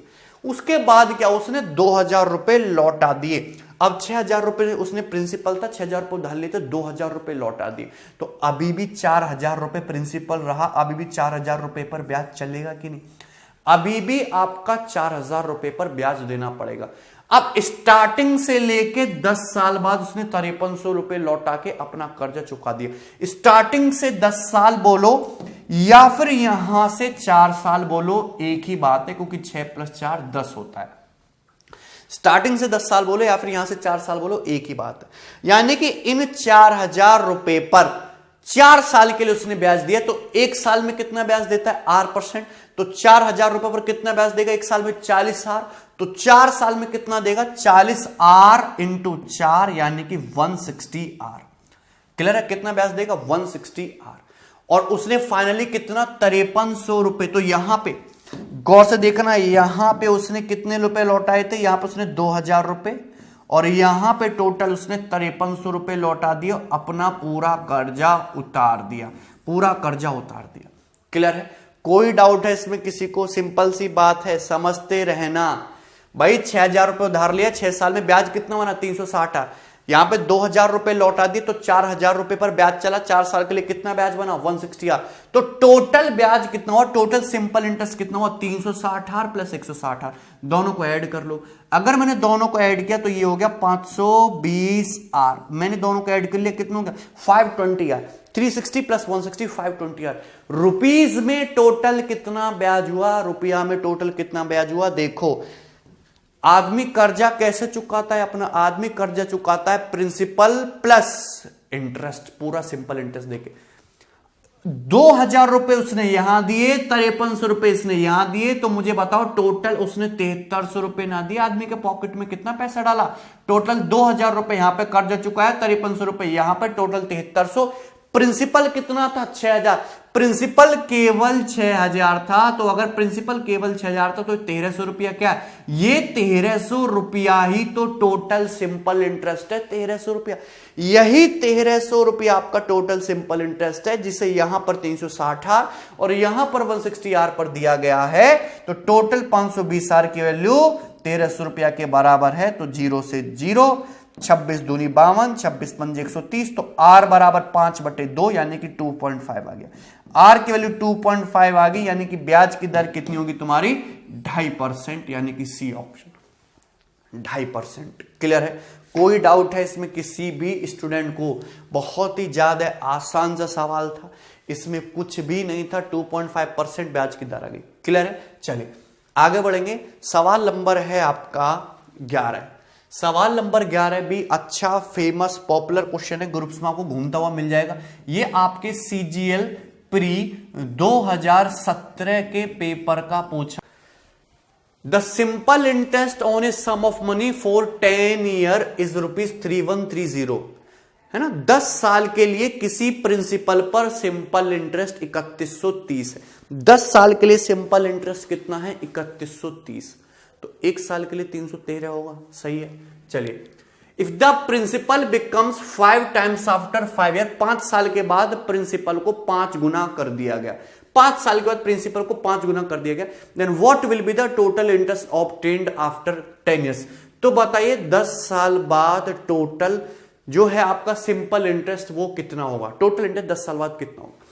अब मुझे बताइए कि 10 साल में अगर टोटल इंटरेस्ट 3130 है, तो 5 साल में तो सिंपल इंटरेस्ट कुछ चेंज नहीं किया गया, प्रिंसिपल के साथ कोई छेड़खानी नहीं की, तो 5 साल में तो सिंपल इंटरेस्ट आपका अगर 10 साल में 3130 है, तो 5 साल में कितना 1565 रुपए मिलने ही वाला है।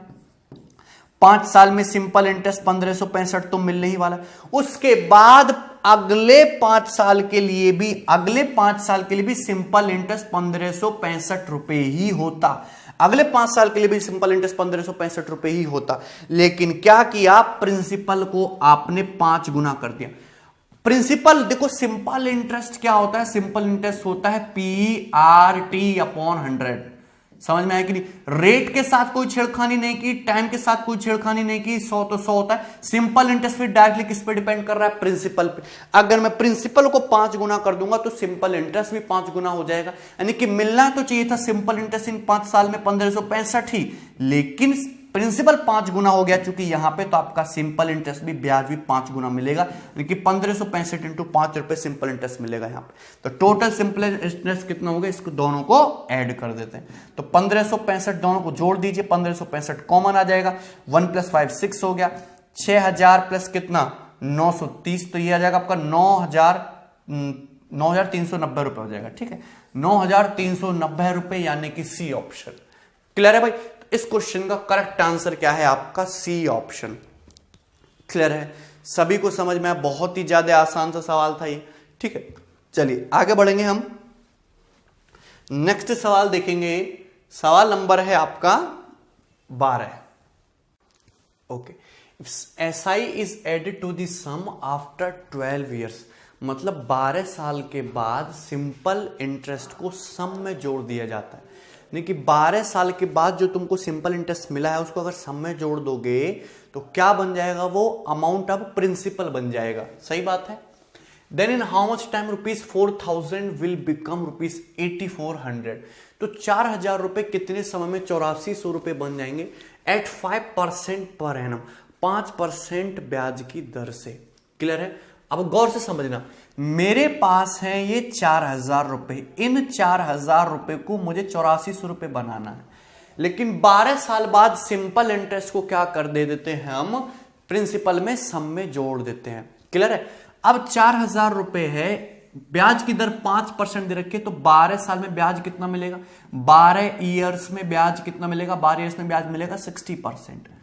क्लियर है? 12 ईयर्स में, एक साल में 5%, तो 12 साल में 60% ब्याज मिलेगा। तो 4,000 का 60% होता है 2400, तो 4,000 पे 2400 रुपए ब्याज मिलेगा, यानी कि अब अमाउंट कितना हो गया, 6400 रुपए। अब ये अमाउंट हो जाएगा 12 साल बाद 6400 रुपए, बट क्वेश्चन के अकॉर्डिंग ये न्यू प्रिंसिपल भी हो जाएगा, क्वेश्चन के अकॉर्डिंग ये न्यू प्रिंसिपल भी हो जाएगा, क्योंकि हर 12 साल बाद सिंपल इंटरेस्ट को सम में जोड़ दिया जाता है, यानी कि वो नया प्रिंसिपल बन जाता है। तो 6400 रुपए नया प्रिंसिपल बन गया, लेकिन मुझे तो 8400 रुपए बनाना है, तो 8400 रुपीज बनाना है। तो बस इतना चेक करना है कि 6400 रुपए से 8400 रुपए अमाउंट होने में कितना समय लगेगा, यदि ब्याज की दर यही है सेम 5%। अगर 6400 रुपए से 8400 रुपए प्रिंसिपल, 6400 से 8400 रुपए अमाउंट करना है, तो कितना ब्याज चाहिए, ब्याज चाहिए 2000 रुपए, 2000 रुपीज। आपको 2000 रुपए ब्याज, 2000 रुपए ब्याज देना पड़ेगा। क्लियर है? कितना ब्याज बनेगा 6400 रुपए से 8400 होने में, 2000 रुपए ब्याज। क्लियर है? एक साल में कितना ब्याज है, एक साल में 5%, यानी कि 6400 रुपए प्रिंसिपल पर एक साल में कितना, 6400 का 5%, यानी कि 320। तो एक साल में 6400 रुपए पर कितना ब्याज मिलता है, 320। तो 2000 रुपए का ब्याज लेने के लिए कितना समय लगेगा, 2000 बटे 320, 0 से 0, 8 से 25, 25 बटे 4, 25 बटे 4 का मतलब 6:1/4 ईयर। ठीक है, 6:1/4 ईयर का मतलब 6 ईयर्स, और 1/4 ईयर का मतलब 3 मंथ, 1/4 ईयर का मतलब 3 मंथ्स। क्लियर है? 3 मंथ्स, समझ में आया सभी को? 6 ईयर 3 मंथ्स, इतना समय लग जाएगा आपको। क्लियर है? कोई डाउट इसमें किसी को? तो टोटल समय कितना लगा भाई, 12 साल ये, 6 साल 3 महीने ये, तो 12 + 6 18 साल 3 मंथ्स, 18 ईयर्स 3 मंथ्स का आपको टोटल समय लग जाएगा। क्लियर है? तो ये आपका सही आंसर आएगा भाई, first option, 18 years 3 months. Clear है? सभी को बात समझ? 4000 रुपए से 6400 रुपए होने में कोई दिक्कत नहीं हुई, 12 साल में हो गए।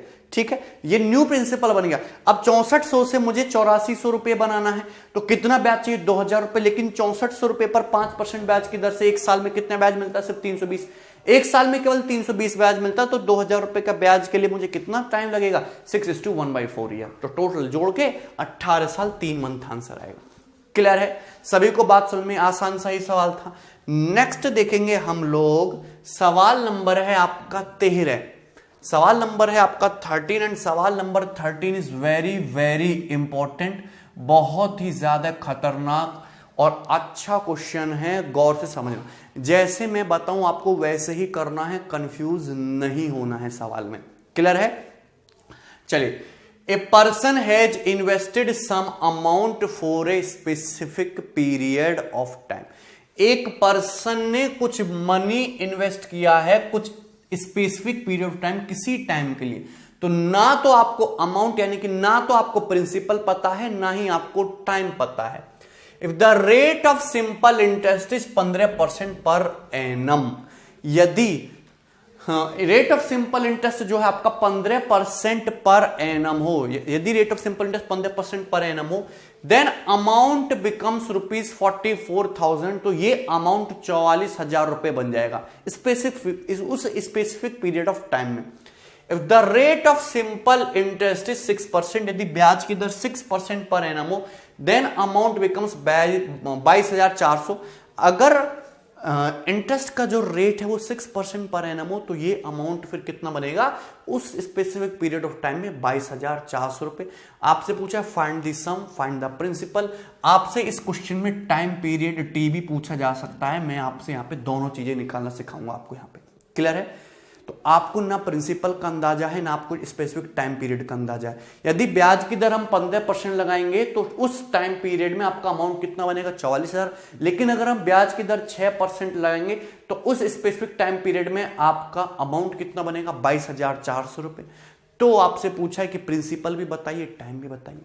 तो मैं ये मानता हूं सबसे आसान तरीका क्या ये रहेगा कि मैंने प्रिंसिपल को मान लिया 100 यूनिट, प्रिंसिपल को मैंने 100 यूनिट मान लिया 100 यूनिट, प्रिंसिपल को 100 यूनिट मान लिया और टाइम को मान लिया मैंने टी ईयर्स, टाइम को मान लिया मैंने टी ईयर्स, टी साल।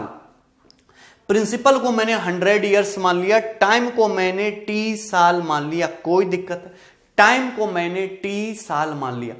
अगर प्रिंसिपल आपका 100 यूनिट है और ब्याज की दर अगर मैं 15% लेता हूं तो एक साल में ब्याज कितना मिलेगा 15 यूनिट। एक साल में 15 यूनिट ब्याज, तो टी साल में कितना ब्याज मिलेगा, टी साल में ब्याज मिलेगा 15 T unit, 15 into T unit, और बराबर टोटल अमाउंट कितना हो गया प्रिंसिपल प्लस सिंपल इंटरेस्ट मिला के 44,000 रुपए, 44,000 रुपीज। ये आ गया 44,000 रुपीज। क्लियर, सभी को समझ में आई, सिंपल सी बात है। नाउ सेकंड केस देखिए, प्रिंसिपल आपका 100 यूनिट ही है, अगर ब्याज की दर 6% हो तो एक साल में 6% ब्याज मिलेगा, तो 100 यूनिट पर एक साल में कितना ब्याज 6 यूनिट, तो टी साल में कितना ब्याज मिलेगा, टी साल में हो जाएगा 6 यूनिट, और total principal plus simple interest मिला के अमाउंट कितना हो जाएगा 22,400 रुपए, कितना हो जाएगा 22,400 रुपए। क्लियर है, कोई डाउट है इसमें किसी भी स्टूडेंट को, आसान सी बात है। ठीक है, करने के तरीके बहुत सारे हो सकते हैं, मैं आपको ऐसा बताऊंगा इसमें कोई कंफ्यूजन ना हो और आप तुरंत आसानी से समझ में जाओ। अगर मैं इन दोनों के बीच का डिफरेंस लूं तो देखिए 100 यूनिट से 100 यूनिट कट जाएगा, 15t माइनस 6t कितना है 9t यूनिट, 9t यूनिट की वैल्यू कितनी आ जाएगी, ये आ जाएगी, इसको माइनस करोगे 0 0 और ये आ जाएगा तुम्हारा 216 21,600 रुपए। 9t यूनिट की वैल्यू 21,600 रुपए हो आ गई। क्लियर है, कोई डाउट है, 90 यूनिट के लिए 21,600 रुपए आ गई। तो मेरे पास दोनों तरीके, या तो मैं 15t यूनिट के लिए निकाल लूं या फिर मैं 6t यूनिट के लिए निकाल लूं। आसान है 60 यूनिट के लिए निकालना। अगर मैं यहां पे भाई दोनों तरफ अगर मैं 2/3 से मल्टीप्लाई कर दूं, अगर मैं दोनों तरफ 2/3 से मल्टीप्लाई कर दूं तो भाई कोई दिक्कत है क्या, 2/3 से मल्टीप्लाई कर दो, 3 3 9 3 दूनी 6, तो 6t यूनिट, 6t यूनिट की वैल्यू कितनी आ जाएगी, आ जाएगी 7200 दूनी 14,400, 14,400 रुपए। 6t यूनिट की वैल्यू कितनी आएगी 14,400। क्लियर है, कोई डाउट है, 6t यूनिट की वैल्यू कितनी आ गई 14,400 रुपए, 72 दूनी 140, 14,400 रुपए। अगर 6t यूनिट के लिए 14,400 आ गई तो ये रहा आपका 60 यूनिट की कितनी वैल्यू निकाली मैंने, इसी की तो निकाली 14,400। तो 100 यूनिट की वैल्यू कितनी आ जाएगी मेरे भाई, 100 यूनिट की वैल्यू कितनी आ जाएगी, इसको उधर ले जाते हैं, इसको उधर ले जाओगे तो 100 यूनिट की वैल्यू होगी 22,400 माइनस 14,400 यानी कि 8,000 रुपीज, 8,000 रुपीज, यानी कि जो आपका बी ऑप्शन है ये करेक्ट आंसर होगा, 8,000 रुपीज। 22,400 माइनस 14,400 यानी कि 8,000 रुपीज, और 8,000 रुपीज है आपका 100 यूनिट के लिए जो कि आपका प्रिंसिपल है। तो प्रिंसिपल आपसे पूछा है तो आंसर कितना आ गया अपने पास 8,000 रुपए। क्लियर, सभी को बात समझ में आई? तो ये बहुत ही ज्यादा सिंपल आसान सी बात थी। क्लियर है, समझ में आया ना? चलिए अब देखिए यहां पे प्रिंसिपल कितना आ गया मेरे पास 8,000 रुपीज आ गया। आप यहां से टाइम पीरियड भी निकाल सकते हो, आप यहां से टाइम पीरियड भी निकाल सकते हो। क्लियर है, कैसे कि 100 यूनिट की वैल्यू, टी की वैल्यू निकालनी हो तो 100 यूनिट की वैल्यू कितनी निकाल ली मैंने 8,000 रुपए, तो एक यूनिट की वैल्यू कितनी आ जाएगी 80 रुपए। एक यूनिट की वैल्यू कितने के बराबर आ गई 80 रुपए के बराबर आ गई। अच्छा ये क्या लिखा हुआ है यहाँ पे, ये लिखा हुआ था कि 9t यूनिट कितना है 216,000, 9t यूनिट कितना है 216,000, सही था। तो 9t का मतलब t, एक यूनिट के लिए 80 रुपए के बराबर है, बराबर 216,000, 0 से 0 कट गया, 9 से 30 बार चला गया, तो टाइम पीरियड कितना आ जाएगा फिर आपका 30 साल। तो अगर टाइम की वैल्यू पूछे है तो आंसर कितना आ जाएगा आपका 30 साल, 30 ईयर्स। एक स्टेप और आगे जाना पड़ेगा। क्लियर, कोई डाउट है इसमें किसी को? सभी को बात समझ में आ रही है? भाई अगर 100 यूनिट के लिए 8,000 है तो 1 यूनिट के लिए 80 रुपए यहां पर रख दीजिए। 90, 1 यूनिट के लिए 80, टी की वैल्यू कितनी आ गई? 30 साल। खत्म हो गया सवाल। क्लियर है? आप टाइम पीरियड टी की वैल्यू निकालने के लिए इन दोनों इक्वेशन को डिवाइड भी कर सकते हो। डिवाइड करके भी आपकी टी की वैल्यू आ जाएगी। क्लियर है? इन दोनों को आप डिवाइड कर दीजिए, कैंची की गुणा कर दीजिए तो भी टी की वैल्यू आ जाएगी। क्लियर है? कोई डाउट है इसमें किसी को? इसमें आपको प्रिंसिपल निकालना ही नहीं पड़ेगा, सीधी सीधी टी की वैल्यू आ जाएगी। समझ में आया सभी को? तो बहुत ही आसान और बढ़िया क्वेश्चन था। तो इसका आंसर क्या है? 8000।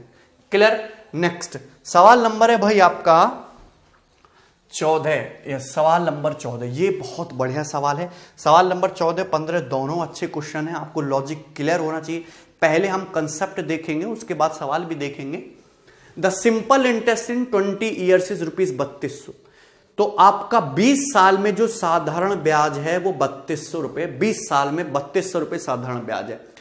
If the what is the simple interest? Simple interest क्या होगा? If the initial principal amount is increased by 12%, 15% and 20% respectively after every 5 year। यदि प्रत्येक 5 साल के बाद इनिशियल प्रिंसिपल को, प्रारंभिक मूलधन को क्रमशः 12%, 15% एंड 20% बढ़ा, इनिशियल प्रिंसिपल को बढ़ाया जाता है। इनिशियल प्रिंसिपल को, clear? 12%, 15% and 20% respectively after every 5 years, initial principal को। क्लियर है? कोई डाउट है इसमें किसी भी स्टूडेंट को? आसान सा सवाल है, कुछ भी नहीं। अब गौर से समझना, कितने टाइम पीरियड बढ़ाया जाता है प्रिंसिपल को? 5 साल के लिए, आफ्टर एवरी 5 ईयर्स। तो अगर देखो 20 साल में अगर ब्याज 3200 रुपए है तो मुझे बताओ 5 साल में सिंपल इंटरेस्ट कितना होगा? 5 साल में हो जाएगा 800 रुपए। 5 साल में कितना हो जाएगा? 800 रुपए। तो ये देखिए, ये रहा यहां से यहां तक, ये क्या है? ये आपके 20 साल है। ये आपके 20 साल है और इसके मैंने टुकड़े बना दिए। ये रहे 5 साल, ये रहा 5 साल, ये रहा 5 साल और ये रहे बाकी के 5 साल। क्लियर है? कोई डाउट है इसमें? So this is your 5 years. ये 5 साल हैं, ये 5 ईयर्स है और ये 5 ईयर्स है। गौर से समझना। अब यहां पे अगर कोई कलाकारी ना की जाती तो 5 साल में सिंपल इंटरेस्ट कितना मिलना चाहिए था? ऐसा ही 800 रुपए। यहां पे सिंपल इंटरेस्ट कितना मिलना चाहिए था? 800 रुपए। यहां पर इन 5 साल में सिंपल इंटरेस्ट 800 रुपए और इन 5 सालों में भी सिंपल इंटरेस्ट 800 रुपए मिलना चाहिए था। लेकिन क्या हुआ कि हर 5 साल के बाद, तो देखिए स्टार्टिंग से देखो 5 साल कंप्लीट होगा, 5 साल के बाद क्या इनिशियल प्रिंसिपल को बढ़ा दिया गया 12%। यानी कि पहले इनिशियल प्रिंसिपल 100 था तो अब 112 है। यहां फिर से बढ़ा देगा इनिशियल प्रिंसिपल को 15%, यानी कि इनिशियल प्रिंसिपल 100 था तो यहां पे प्रिंसिपल 115 है। 15% बढ़ाया, 115 यूनिट हो गया जो कि 5 साल के लिए रहा। अब इनिशियल प्रिंसिपल को बढ़ाया 20%, तो यहां पे इनिशियल प्रिंसिपल को 20% आपने बढ़ा दिया। मतलब अगर प्रिंसिपल यहां इनिशियली 100 यूनिट था तो यहां पे 120 यूनिट है जो इन 5 साल के लिए रहा है। क्लियर है? कोई डाउट है इसमें किसी को? सिंपल सी बात है। तो मुझसे क्वेश्चन में पूछा गया तो अब बताओ अब क्या होगा 5 साल में सिंपल इंटरेस्ट। क्लियर है? कोई डाउट है ना? अब गौर से समझना, अगर मैंने इनिशियल प्रिंसिपल को 12% बढ़ाया है तो ये जो आपका सिंपल इंटरेस्ट है जो 5 साल में 800 रुपए बढ़ा रहा था, ये भी 12% बढ़ जाएगा। यानी कि कितने? 12×96, 96 रुपीज इंक्रीज हो जाएगा। क्लियर है? अभी समझा दूंगा कैसे हो रहा है। अगर मैंने इनिशियल प्रिंसिपल को 15% बढ़ाया है तो आपको जो सिंपल इंटरेस्ट मिलने वाला था 800 रुपए, भी 15% बढ़ जाएगा। यानी कि 15×8 120 रुपए ब्याज आपको एक्स्ट्रा मिलेगा। सही है? यहां पे ब्याज कितना है? 5 साल में 800 रुपए। लेकिन अगर मैं इनिशियल प्रिंसिपल को, प्रारंभिक मूलधन को 20% बढ़ा दूं तो आपका ब्याज भी 20% बढ़ जाएगा। 800 का 20% यानी कि 160 रुपीज आपका ब्याज बढ़ जाएगा। तो मुझे बताइए टोटल ब्याज आपका 96 प्लस 120 प्लस 160 रुपीज बढ़ जाएगा।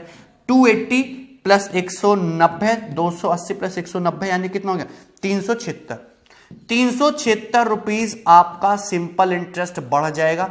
तो ये 3200 रुपए था प्लस, तो ये आ जाएगा तुम्हारा 3576 रुपए। 3576 रुपीज हो जाएगा अभी आपका ब्याज। 3200 रुपए तो मिलेगा ही मिलेगा, प्लस 376 रुपए आपको एक्स्ट्रा मिलेगा। तो ये 3576, ये करेक्ट आंसर होगा आपका डी ऑप्शन। क्लियर? सभी को बात समझ आई, बहुत आसान। अब कुछ स्टूडेंट कहेंगे कि बढ़ा तो प्रिंसिपल है, ये आपने सिंपल इंटरेस्ट में कैसे बढ़ा दिया 12%। गौर से समझना, गौर से समझना। सपोज आपका प्रिंसिपल 100 रुपया है, सपोज आपका प्रिंसिपल 100 रुपया है और मैंने ये मान लिया कि ब्याज की दर जो है वो 10% है, ब्याज की दर जो है 10% है। तो मुझे बताओ कि सिंपल इंटरेस्ट मिलेगा कितना? सिंपल इंटरेस्ट मिलेगा कितना? 10 रुपया ही तो मिलेगा। सिंपल इंटरेस्ट मिलेगा कितना? 10% ही तो मिलेगा। अब अगर मैं इनिशियल प्रिंसिपल को 12% बढ़ा दूं, जैसा कि यहां पे बढ़ा गया, यहां पे इनिशियल प्रिंसिपल को कितना बढ़ा गया फर्स्ट साइकिल में? 12% बढ़ा दूं तो आपका जो प्रिंसिपल है वो 100 रुपया से बढ़ के कितना हो जाएगा? 112 रुपया हो जाएगा। 100 रुपया से बढ़ के प्रिंसिपल 112 रुपये हो जाएगा। अब 112 रुपए पर ब्याज की दर वही है, ब्याज की दर को चेंज नहीं किया। ब्याज की दर पहले भी 10% थी, आज भी ब्याज की दर 10% ही है। तो 112 का 10% यानी कि सिंपल इंटरेस्ट कितना आएगा? अभी आपका सिंपल इंटरेस्ट 11.2 रुपए आया। सिंपल इंटरेस्ट आपका कितना आया? 11.2 रुपए आया। 11. इनिशियल देखो गौर से, तो आपका सिंपल इंटरेस्ट बढ़ा कितना? आपका सिंपल इंटरेस्ट बढ़ा कितना? 1.2 रुपीज। सिंपल इंटरेस्ट बढ़ा कितना? पहले 10 रुपए था, अब 11.2 तो 1.2 रुपीज बढ़ा। और ये जो 1.2 रुपीज है, क्या ये 10 रुपए का 12% नहीं है? क्या ये 10 रुपए का 12% नहीं है? मुझे बताओ, क्या 10 रुपए का 12% इंक्रीजमेंट नहीं हुआ है? 10 का 12% क्या होता है? 1.2। तो सीधा सीधा आप देख सकते हो कि मैंने अगर इनिशियल प्रिंसिपल को 12% बढ़ाया तो सिंपल इंटरेस्ट जो बढ़ा है वो आपका 10 रुपए, अगर इनिशियली सिंपल इंटरेस्ट है उसमें भी उतना ही परसेंट की वृद्धि हुई है। सीधा सीधा आप यहां से ऑब्जर्व कर सकते हो, दिखाई दिया ना सबको? इनिशियल प्रिंसिपल यदि 12% बढ़ा है तो सिंपल इंटरेस्ट भी आपका 12% ही बढ़ा है। क्लियर है? सभी को समझ में? पहले 10 रुपए था तो अब 12% बढ़ के 11.2 रुपए हो गया। पहले 800 रुपए था तो 12% बढ़ के 896 रुपए हो जाएगा, 96 रुपए बढ़ गया। पहले अब 15% प्रिंसिपल बढ़ा दिया तो आपका सिंपल इंटरेस्ट भी 800 से 15% बढ़ के 120 रुपए बढ़ जाएगा, 920 हो जाएगा।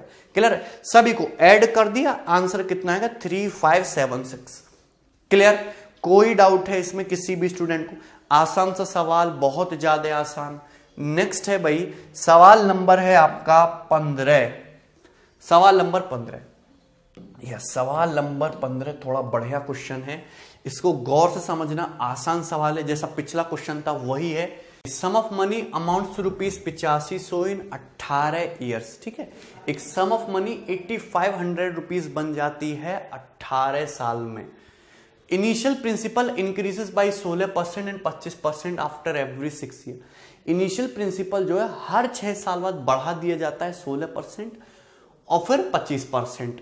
What will be the amount received after 15 years? तो मुझे बताइए 15 साल के बाद अमाउंट रिसीव्ड क्या होगा? If the rate of interest is 6:1/4%। The rate of interest जो है 6 सही 4% है। तो ये सवाल भी पिछले वाले सवाल की तरह ही है, बस थोड़ा सा चेंज और थोड़ा सा एडवांस क्वेश्चन है, गौर से समझना। तो सबसे पहले क्वेश्चन को सॉल्व करने के लिए हम निकाल लेते हैं प्रिंसिपल और हमको चाहिए होगा सिंपल इंटरेस्ट। सिंपल इंटरेस्ट तो हमको चाहिए ही चाहिए। अब गौर से समझिए, समझने का सीन ये है कि 6:1/4%, 6:1/4% की अगर मैं फ्रैक्शन वैल्यू देखूं, रेट ऑफ इंटरेस्ट 6:1/4% है, फ्रैक्शन वैल्यू क्या होगी? 1/16। 1/16 फ्रैक्शन वैल्यू होगी, यानी कि 16 आपका प्रिंसिपल है तो एक साल में सिंपल इंटरेस्ट कितना है? 1। तो 18 साल में सिंपल इंटरेस्ट कितना होगा? 18 यूनिट। 16 यूनिट प्रिंसिपल है, 18 यूनिट सिंपल इंटरेस्ट है, तो 16 + 18 अमाउंट कितना हो जाएगा? 34 यूनिट। और 34 यूनिट के लिए क्वेश्चन में कितनी दे रखी है? 8500 रुपए। 34 यूनिट की वैल्यू क्वेश्चन में कितनी दे रखी है? 8500 रुपए। 34 के लिए 8500 रुपए, तो 17 दूनी 34, 34 17 पंजे 85। 2 यूनिट की वैल्यू 500 रुपए आ गई, 2 यूनिट के लिए 500 रुपए आ गई। तो अगर मुझे सिंपल इंटरेस्ट निकालना हो तो सिंपल इंटरेस्ट तो 18 यूनिट है ना, तो सिंपल इंटरेस्ट की वैल्यू कितनी आ जाएगी? 4500 रुपए, 4500 रुपीज। सिंपल इंटरेस्ट की वैल्यू कितनी आएगी? 4500 रुपए। और प्रिंसिपल कितना आ गया? 4000 रुपए, 4000 प्रिंसिपल है, 45,000 क्या है आपका? सिंपल इंटरेस्ट है। क्लियर है? समझ पा रहे हो? थोड़ी बुद्धि लगाओ, बुद्धि लगानी पड़ेगी। सिंपल इंटरेस्ट कितना आ गया मेरा? निकाल लिया मैंने, 18 साल का टोटल ब्याज 4500 रुपए। भाई 1 साल का सिंपल इंटरेस्ट 1 यूनिट है तो 18 साल का 18 यूनिट है, तो 18 यूनिट की वैल्यू कितनी आएगी? 4500 रुपए आ गई। तो 18 साल का जो ब्याज है वो 4500 रुपए है, 4500 रुपीज। अब देखिए मैं इस 18 साल को 3 पार्ट में ब्रेक कर देता हूं। मैं इस 18 साल को 3 पार्ट में ब्रेक कर देता हूं। ये रहे 6 साल, ये रहे 6 साल, ये रहे 6 साल। So this is your 6 years. ये आपका 6 साल है, ये आपका 6 साल है। सही बात है, गौर से समझना। आपका सिंपल इंटरेस्ट कितना है 18 साल में? 4500, यानी कि इन 6 साल में सिंपल इंटरेस्ट कितना मिला होगा आपका? 1500 रुपए। 6 साल में सिंपल इंटरेस्ट कितना मिला होगा? 1500 रुपए। इस 6 साल में सिंपल इंटरेस्ट कितना मिलेगा? 1500 रुपए। और इस 6 साल में आपका सिंपल इंटरेस्ट कितना मिलेगा भाई? 1500 रुपए। 6 साल में सिंपल इंटरेस्ट कितना मिलेगा आपका? 1500 रुपए। क्लियर है? कोई डाउट है इसमें किसी को? ना। लेकिन हुआ क्या, थोड़ा इसमें ड्रामा कर दिया गया। 6 साल के बाद इनिशियल प्रिंसिपल को 16% बढ़ा दिया और अगले 6 साल के बाद इनिशियल प्रिंसिपल को 25% बढ़ा दिया। और अभी अभी मैंने लास्ट क्वेश्चन में ही समझाया था कि अगर मैंने इनिशियल प्रिंसिपल को 16% बढ़ाया तो ये जो 6 साल का टाइम पीरियड है इसमें आपका ये सिंपल इंटरेस्ट भी 6% बढ़ जाना, 16% बढ़ा है। 16% अगर बढ़ा दिया तो ये 1500 का 16%, ये भी आपका 240 रुपए सिंपल इंटरेस्ट बढ़ जाना चाहिए सीधा सीधा। अगर इनिशियल प्रिंसिपल को 16% बढ़ाया है तो इन 6 सालों में आपका जो सिंपल इंटरेस्ट बन रहा है 1500 रुपए, ये भी आपका 1500 से 16% ज्यादा, यानी कि 240 रुपए एक्स्ट्रा बनना चाहिए। क्लियर है ना? आप देखिए अगले 6 सालों के लिए साधारण ब्याज होना कितना चाहिए था? 1500 रुपए। लेकिन इनिशियल प्रिंसिपल को कितना बढ़ा दिया? 2500%। अगर इनिशियल प्रिंसिपल को 2500% बढ़ा दिया तो आपका ब्याज भी मुझे बताओ क्या नहीं बढ़ जाएगा? 25%, बिल्कुल बढ़ जाएगा। तो आपका ब्याज भी कितना हो जाएगा? 15 × 25, 1500 का 25%, तो 15 × 25 रुपए, 15 × 25 रुपए हो जाएगा 6 सालों के लिए। क्लियर है? 15 × 25 रुपए इतना इंक्रीज हो जाएगा, 15 × 25। लेकिन क्वेश्चन में एक थोड़ा सा चेंज है। क्वेश्चन में थोड़ा सा चेंज है कि आपसे टोटल 15 साल बाद अमाउंट पूछा है, तो आपको ब्याज भी 15 साल का निकालना पड़ेगा। 6 + 6 12 हो गए, तो आपको 6 साल का ना निकाल के केवल 3 साल यानी कि हाफ टाइम के लिए ही निकालना पड़ेगा। हाफ टाइम के लिए निकालना पड़ेगा तो आपका ब्याज भी आधा होगा, यानी कि अगर 6 साल के लिए 1500 रुपए तो 3 साल के लिए ब्याज केवल 750 रुपए होगा। और उन 750 रुपए पे जो आपका इंक्रीज होगा वो भी आपका हाफ होगा, यानी कि 1/2 और करना पड़ेगा। 1/2 और करना पड़ेगा। किसी स्टूडेंट को कोई डाउट है यहां तक तो बताइए मुझे, कितना? 1/2 और करना पड़ेगा भाई। 6 साल ये कहानी जो थी 6 साल के लिए थी, लेकिन मुझे तो केवल 3 साल के लिए चाहिए, तो यहां पे हाफ करना पड़ेगा कि नहीं? इंक्रीजमेंट में मल्टीप्लाई बाई हाफ। ठीक है, तो देखिए इसको सिंपल सा काट लेते हैं। ये कितना? 7.5, 175 और प्लस 12.5 तो कितना आएगा? 187.5, 187.5 ये हो गया। क्लियर है? तो टोटल आपका सिंपल इंटरेस्ट बढ़ेगा कितना? इसको ऐड कर लेते हैं। ये हो गया 7, 8, 4, 12 का 2, 2 × 3 = 4, 427.5, 427.5 रुपए आपका ब्याज बढ़ जाएगा। ठीक है ना? क्लियर है? 427.5 रुपए। तो अब आपका मुझे बताओ कि ये जो है आपका अमाउंट, ये कितना हो जाएगा? What will be the amount received after 15 years? 15 साल के बाद आपका अमाउंट कितना होगा? क्लियर है? ये आपसे पूछा, तो गौर से समझना कितना आपको यहां पे ये 1500, ये 1500 इनिशियल प्रिंसिपल कितना है आपका? इनिशियल प्रिंसिपल आपका 4000 रुपए, 4000 रुपीज। इनिशियल प्रिंसिपल आपका 4000 रुपीज है। गौर से समझना, अगर इनिशियल प्रिंसिपल मेरे भाई आपका 4000 रुपीज है जिसपे ब्याज 4500 रुपए था, तो 4000 रुपीज पे देखिए 1500 ये और आपका 750 ये, 750 ये। क्लियर है? गौर से समझना। तो 1500 1500 3000, 3000 4 7000, 7000 प्लस 750 यानी कितना होगा? 7750, 7750 रुपए तो ये होगा। क्लियर है? प्लस आपको जो एक्स्ट्रा ब्याज मिला है इनिशियल प्रिंसिपल को बढ़ाने की वजह से ये है 427.5। क्लियर है? तो ये आपका आंसर आएगा 5 7 5 2 7 7 4 11 का 1 7 1 8, 8177.5 रुपीज। ये आपका करेक्ट आंसर होगा भाई। इसका करेक्ट आंसर जो है 8177.5 रुपीज, 8177.5 रुपीज। क्लियर है? ठीक है, एक बार चेक कर लेंगे इसको। 3000 7000 हो गया, प्लस 750 7750 प्लस 427.5 तो कितना आएगा 8177.5। तो ये आपका करेक्ट आंसर आएगा फिर इसका, ये बी ऑप्शन। ठीक है, थोड़ा सा ऑप्शन गलत लिख दिया था, 8177.5। क्लियर है, सभी को बात समझ में आई? तो ये बहुत ही सिंपल से सवाल थे। ठीक है, तो बाकी के जो 5 सवाल हैं इसको आप अब खुद से करोगे। मैंने आपको ऑलरेडी बहुत सारे क्वेश्चन करा दिए, सिंपल इंटरेस्ट में इतना कोई नहीं कराता और इतना आपको पढ़ने की जरूरत है ही नहीं, क्योंकि बिल्कुल भी इंपॉर्टेंट टॉपिक नहीं है। मैं पहले बता रहा हूं, जितने मैंने क्वेश्चन कराए इतने मोर देन सफिशिएंट हैं। ठीक है भाई, तो आप इनको एक बार और प्रैक्टिस करो, बाकी के सवाल खुद से ट्राई करें।